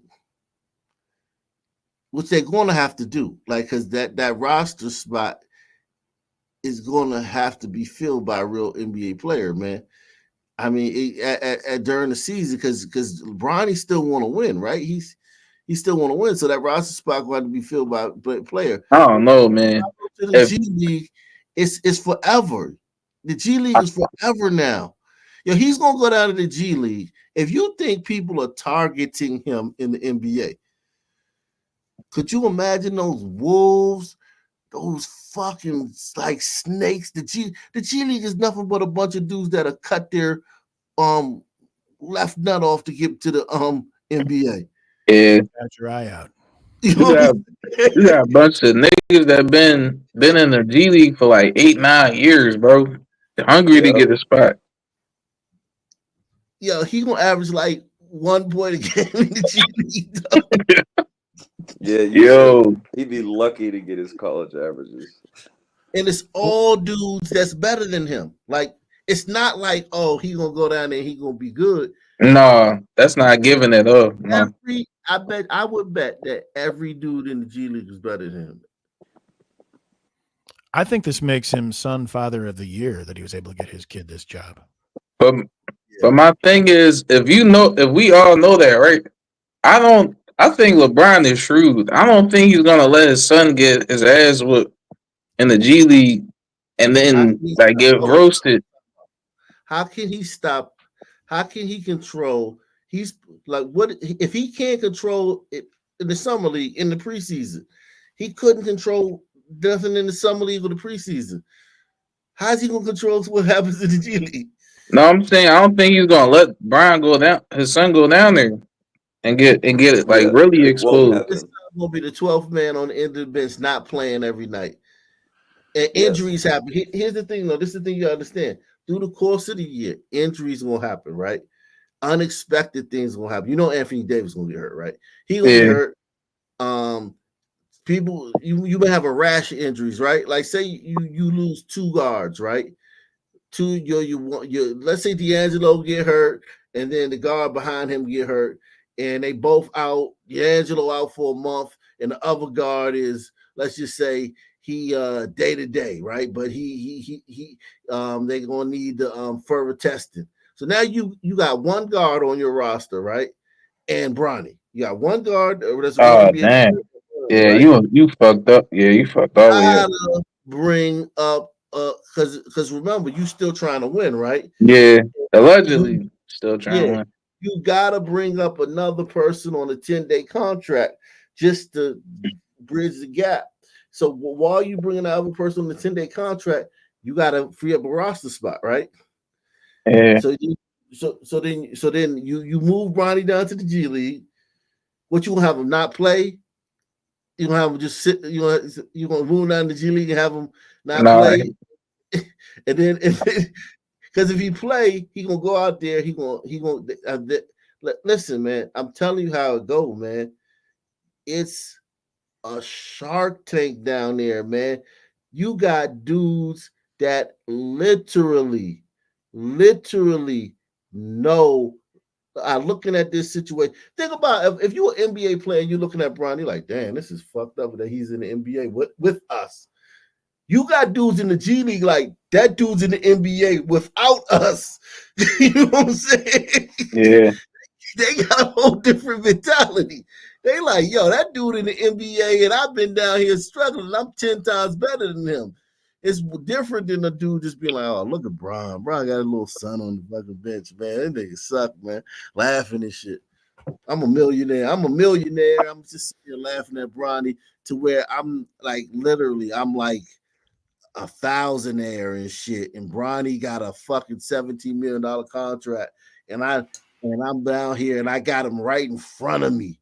He's right here in front of me. I know that every play he going to make, if not Sports Center, is going to make the blogs, right? Every Bronny play going to make the blogs. Yep. There's a lot of Sun Man energy that's going to like release on him. Every play, like think about if you bang on Bronny.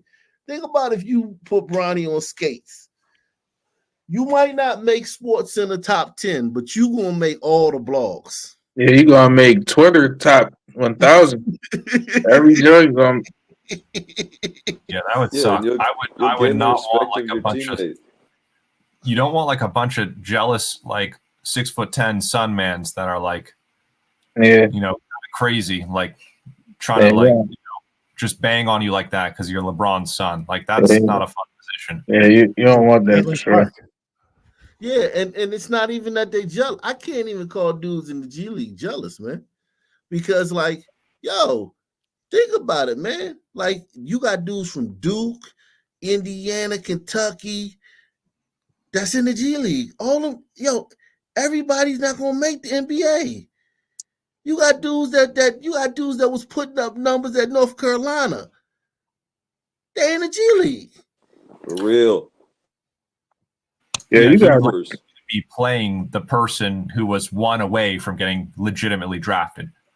Exactly. You got some kid, you got some dude who literally was like whose spot he took 20 actually points a game at fucking Tennessee or some shit. But but only 60 people get drafted. Yeah, and he was number 60. People got drafted, he'd be in the NBA, but only 60 people get drafted. Are you? Yeah, and he was. This may turn out to be a good. The whole thing may turn out to be good for everyone. Sorry. Yeah, it's gonna be entertainment, but that's why I say I will give you this. Bron may be shrewd enough to do something like this, right? Like if he got to drop to the G League, fake an injury, and he just gonna be in the G League like in name only. And then when it's time to bring him back up, he healthy again. Like maybe something like that. Yeah, I can see that for sure. Yeah. What's stopping why can't they trade him like every year between teams in the NBA? What's stopping LeBron from getting that deal done? Trade him? What do you mean trade him? Like if they just trade him every year to another team and he's just like kind of like a hot potato. No, he wants to play with him. That's the whole thing. Bron wants to play with him. Yeah, but like once it becomes clear that like that just doesn't. That's not like he's going to retire, right? He can't do that for forever. But could he potentially just have his son traded? Retires, yeah. Then yeah, Bronny's done. But I mean, like, yeah, he's done once LeBron retires. But this is all like so LeBron can play with his son. The good news is, after all of this, we never, ever again have to hear LeBron complain that he didn't get the help he needed. I mean, your son, man, and you still. We LeBron doesn't even have to do that. He got his like, yo, these niggas worship LeBron, dog. Yeah. He got a goddamn cult, bro. He a cult leader, bro. Yeah. You ever check out Angry Old Hoops? Oh yeah, I I love follow. Angry Old Hoops. He Yeah, I goes after follow him on. so hard, man. Yeah, it's you can't like I feel like the media is like scared of this dude or something, man. Like the Exactly. yeah, like the not the alt media, like niggas on YouTube, like Players ESPN. too. Yeah. Like it's wild. It's like nobody criticizes him. He does so much. Like he does so much. Like you ever heard people criticizing Aaron Rodgers? Like they go hard as fuck on him. I don't know if y'all watch football, As long but as he's not on some Diddy tapes, I guess he'll be fine. like they go. I'm in hearing these niggas go so hard on Aaron Rodgers. I'm like, yo, Brian does way more shit than this dude, and he doesn't get like half the criticism. So that's how you know it's like some favoritism or something going on. Well, Rogers gives off like kind of like a hint of conservatism, right? So, and he's white too. So wasn't he the guy who was against the vax? Yeah, he was anti. He lied about getting a jab. Yeah, they fucking hated him for like a good 6 months. And he I think he was like running or he was doing some sort of like campaigning for what's the name? RFK. Oh, okay. Yep. Okay. Yeah, so you know if you're anti-vax, then it's like I don't know why these niggas act like you gotta be pro-vax or you hate humanity or some shit. I don't know. They don't know either. Yes, that shit's still crazy how they did Kyrie Irving. Like this nigga Stephen A. Smith was getting on First Take every day talking about how Kyrie Irving doesn't care about the team and he need to just take the jab. I'm like, yo, what the fuck? Like everybody not just trying to take a jab that just came out. Wasn't like everybody. Hey, look at this though. It said, "What a pass from Bronny to LeBron." They were playing hot potato. Yeah, he does look little too there on that court. It's just pathetic. Yikes. He looks jittery. I mean, that's them jabs. Yeah, he's so uncomfortable, dog. Like it's like he could tell he doesn't belong here with everybody else. Yeah, he doesn't. He doesn't belong. It would be so much better if he belonged. It would be such a much better moment, man. Unless you hate LeBron, then this is gold. Yeah, this is awesome for me. I hate LeBron. LeBron sucks. I've been hating LeBron since I think like 2014, like after the Spurs shit. Yeah, I used to be a huge Brian fan when I was like 16, 17, but me too. After I seen how he went out like a bitch against the Spurs, dog. I was like, nah, this shit ain't it, bro. Once he went to the Heat, I started to lose interest. I kind of saw the writing on the wall, but I could always appreciate his freakish athleticism. Yeah, both these guys. This was realer because Ken Griffey was in the league. You to still be playing in your 20th year in the league, you got to be good. So, and his son is one of the greatest players ever. So it's like both these guys. This was a different. I remember when this happened. I was really into baseball when this happened. Yeah, like both these guys could play. You know what I'm saying? They could play.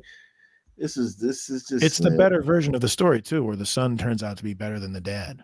You know? Yeah, way better. The son turns out to be better than 98% of people who ever played.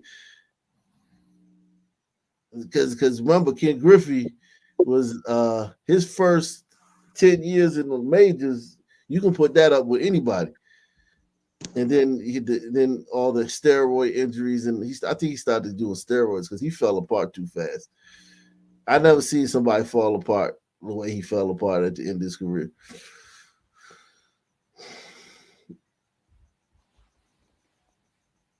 But yeah, Ken Griffey was as big as a star, American player, as big of an American born star as there was in the 90s. He was big as he was up there with Jerry Rice, and I don't know about Michael Jordan, but he's up there with anybody not named Michael Barry Jordan. Sanders. Huh? Barry Sanders. Oh, Ken Griffey was bigger than Barry Tyson? Sanders. Barry Sanders didn't have no personality. But Mike Barry Tyson. Sanders was all ball. Barry Sanders was very famous, but it was all for ball. He didn't have no personality. Deion Sanders. Yeah, Ken Griffey was up there in that stratosphere with Deion Sanders and shit like that. Yeah. You know, he was in that stratosphere. He was big. Ken Griffey was big. Yo, the fact that this nigga even on the court, if I was a fan of the Lakers, like, there's no, like, how can you say, yo, this team is like really trying to win and they got this nigga Bronny on the court? Like, Yeah, how does that work? They're just here to stat pad. What makes the story? And I guarantee you, LeBron fans are gonna act like this adds to his legacy. Like, yo, Jordan's son didn't play in the NBA. Like, all right, nigga. Bro, he would have done way better than Bronny. That's the crazy part. Yo, Here's bro. the thing, though. Jordan's sons, both of his sons sucked, right? And One of them was Marcus all right. and what's the other one? I forgot his name, but both Marcus. of them UCF, right? University of Central Florida, after going to Illinois. But they legit got scholarships though to go there, right? They wasn't giving nothing. Bronny was an McDonald's All-American, but he wasn't really a McDonald's All-American. Yeah, no. Bronny wasn't really a McDonald's All-American. He was a McDonald's All-American because he LeBron's son. Yeah.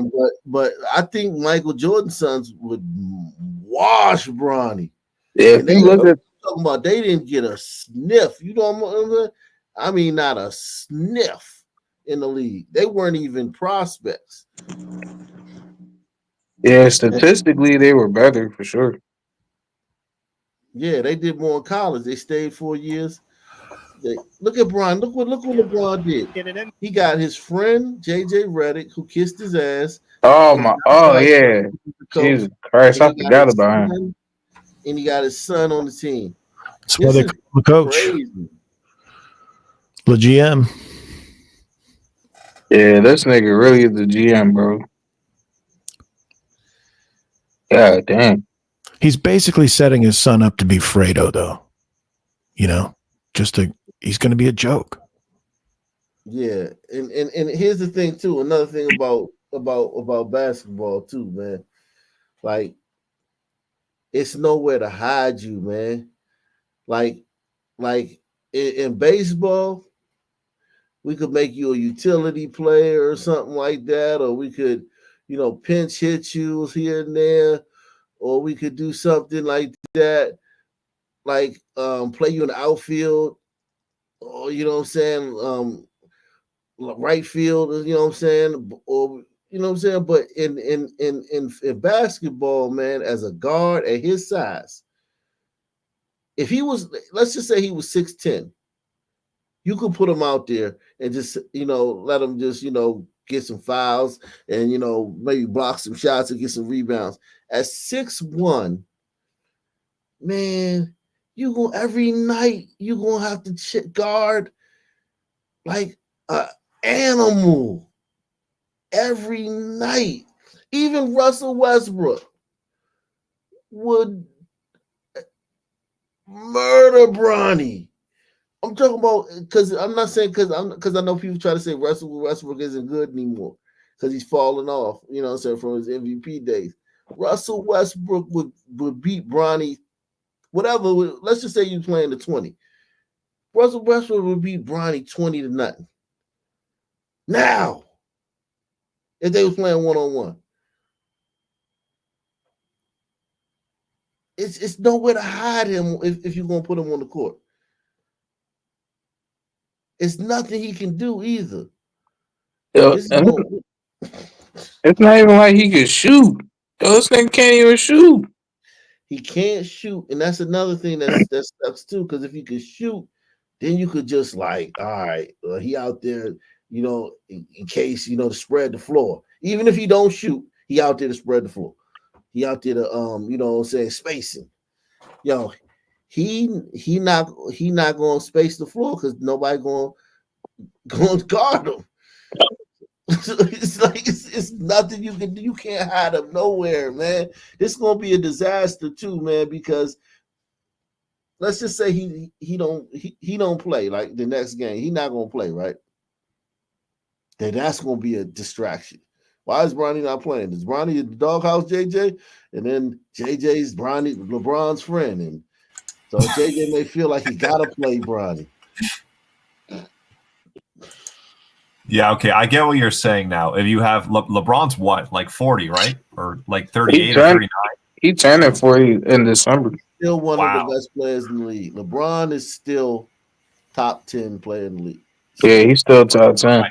But obviously he can't make up if he has his son on at the same time. So like you or someone said, like you can't say the Lakers are are a serious team as long as they're both on the court at the same time, right? Yeah, if you're playing Bronny, you're not serious as a franchise. Maybe they gave him Bronny so they don't have to give him a championship. If he's on your roster, yeah. If you're employing him, how can you say you're serious? You're a serious franchise. Like if he's on the bench, you can kind of say it, right? If LeBron James is on, but his son is not, you can be like, all right, it's justified, kind of, right? But yeah, if he's on the court, it's like almost going against like the shareholders. Like you're not even trying to be a profitable business here. And then this nigga like getting in games and shit. Like what? This is gonna be ugly. Because also the thing too, once the wheels fall off, because everybody was treating them with kid gloves in the media, right? So it's like, and you know how the media do, they build you up, and then they take you down. So right now they're riding the wave of Stephen A. Smith and Shannon Sharp and this one over here, Nick Wright, and everybody is like, oh, this is just allow it to happen. He just, why is everyone trying to hate on the kid's dream? He's just a kid trying. And then it turns. And when it turns, it's going to be ugly. They're going to give him the Joe Biden treatment. Yeah, it always turns. The media will never be with you the whole time. They're always going to turn on you. So it's like, it's going to be ugly, man. And you see the same thing with Donald Trump. Everybody, they turn on everybody. They're going to turn, and it's going to be ugly. It's going to be real super ugly. You got your friend as the coach, and then your friend has to make decisions. He's got to win too. Because the one thing about JJ Redick is, he got a job too. He got to win. Yeah, a lot of conflict of interest here LeBron James has created for himself. Yeah. Like everybody, the GM's gotta answer for that too now. Like, hey, like the scenario I told earlier, like you start getting injuries at the guard position. Hey, GM, what's up? What you gonna do? You gonna drop Bronny down to G League and bring in a real NBA player? I mean, you guys are only 4 games back from a playoff spot. If you guys or some shit like that, whatever, or you guys are 2 out from a playoff spot, you want to bring in a real NBA player, then it's like, then it's like you on the line. Now people talking about you, and then somebody then all it takes is one old Laker player, great to be like, yeah, I think Bronny, what is Bronny doing on the team? And then that'll open the floodgates for everybody else to talk, everybody who's been holding back, who've been trying to be politically correct, then that gives them the license to say what they really feel. Yeah, so it's a solution. He's got to fucking get a jump shot.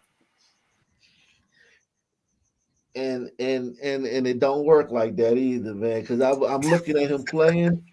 Because here's another thing too that people don't understand too. When you a ball player's son, ball player's kid, it's just like me. My mom's a writer, right? When I was young, I had I was trained in reading and shit and writing just from being that person's kid. That their profession, they're gonna put you in places where you can do that stuff good. So it's like he's had the best trainers. He's had the best the best. He's gone to all the great camps. He's had all the dribbling, ball handling experts come to the crib and work one-on-one with him. And he still sucks, which means that he might just have a low ceiling for basketball. It's not like he hasn't already worked with all the best. He's got this elusive culture that all the Sun people say, like, oh, if we just get the good culture, then we'll be doing perfect. So he's got like 100 out of 100 culture, but his genetics are like 50 out of 100, so he's just not it. Yeah, if the best shooting coach they got, take Chris Matthews. He's lethal shooter. If Bron wanted lethal shooter to come to his house and work with his son for a month of shooting, lethal shooter would probably do that for free just because LeBron is LeBron. Like, I mean, the best ball handling people, he's had all of that, man. Listen, man. Bron has had the best training. There's nothing nobody can do now that he hasn't already been exposed to. He's not good. He's not good at basketball. He's not, and when you talk about confidence, he's supposed to have confidence. He doesn't have confidence when he's out on the court. He looks jittery. He looks scared. He doesn't shoot the ball. He aims it. You're LeBron's son. You don't have confidence? So Bronny has just a terrible basketball IQ, and that tells me that he's never really had a coach that like actually taught him things. He always had a coach that was worried about what LeBron thought about him, not teaching the kid how to play basketball. If he's got a bad IQ, because I haven't watched him that much to know what his IQ is, but if you let's just say you're right, he's got a bad IQ. That's bad, man. Because his dad's got a very high basketball IQ, and it's like you can't teach that. You cannot teach a basketball IQ, especially this late. This is going to be bad, man. This is going to turn out very ugly, and I guess we're gonna cover it, man. We're gonna cover it. We're gonna chronicle it, man. I guess that's all we can do, man. Just chronicle it, man. Hey man, I'm loving this shit. Every time you drop like 0 points or 2 points on like 2 of 20 shooting, I'm in the house rubbing my hands together like Birdman. Never take 20 shots. Let's just say he go 2 for 20 over like a 5-game stretch, right? He'll never take 20 shots in a game. Nah. Let's just say over 5 games he's shooting 2 for 20, right? And he getting cooked on defense. Now let's just say it's plus minus, right? He got like a minus 40 plus minus, and he 2 for 20 over 5 games. And they gotta justify, you know what I'm saying, not only keeping him on the roster, but giving him some minutes. That's gonna be crazy. That's gonna be great. And then anonymous sources say an anonymous player from the Lakers has said such and such. And yeah, I've been saying how frustrating it would be to work so hard as to get to the NBA, and then you have Bronny on the court, and you're expected to pass him the ball. Like, I wouldn't pass him the ball. This is going to be really hard for Bronny unless he's lucky enough to experience some form of racism. Yeah, like a white person, a white analyst. Yeah, that's what white analysts have been very strategic with this one. Most white analysts have said the right thing about this. Like he's just a kid trying to live out his dream. Yeah, no, white analysts haven't. Yeah, they just if y'all keep y'all mouth shut, everything will be all right. Don't say it. Don't white people don't say nothing about this. Just leave it alone. Yeah, we don't want another like Colin Kaepernick type of situation. Yeah, because that literally is the only thing that could like, and you don't have to say nothing racist. All you have to do is criticize him. Yeah. Yeah, but any final thoughts, man? Man, Pray for Bronny. Yeah, salute to you. Salute to the panel. Salute to the chat. I Thank think you Bronny for would have been a better VP pick for Kamala. thank you for allowing me to express myself to the fullest of my son man ability. You know, I hate these niggas with a burning passion, and I hope it's a special place in hell where Satan has like 20 doppelgangers, and they all smut these niggas out, demon style in hell. Have a good one, y'all. Salute to Darren and same black time, same black channel. Out of here.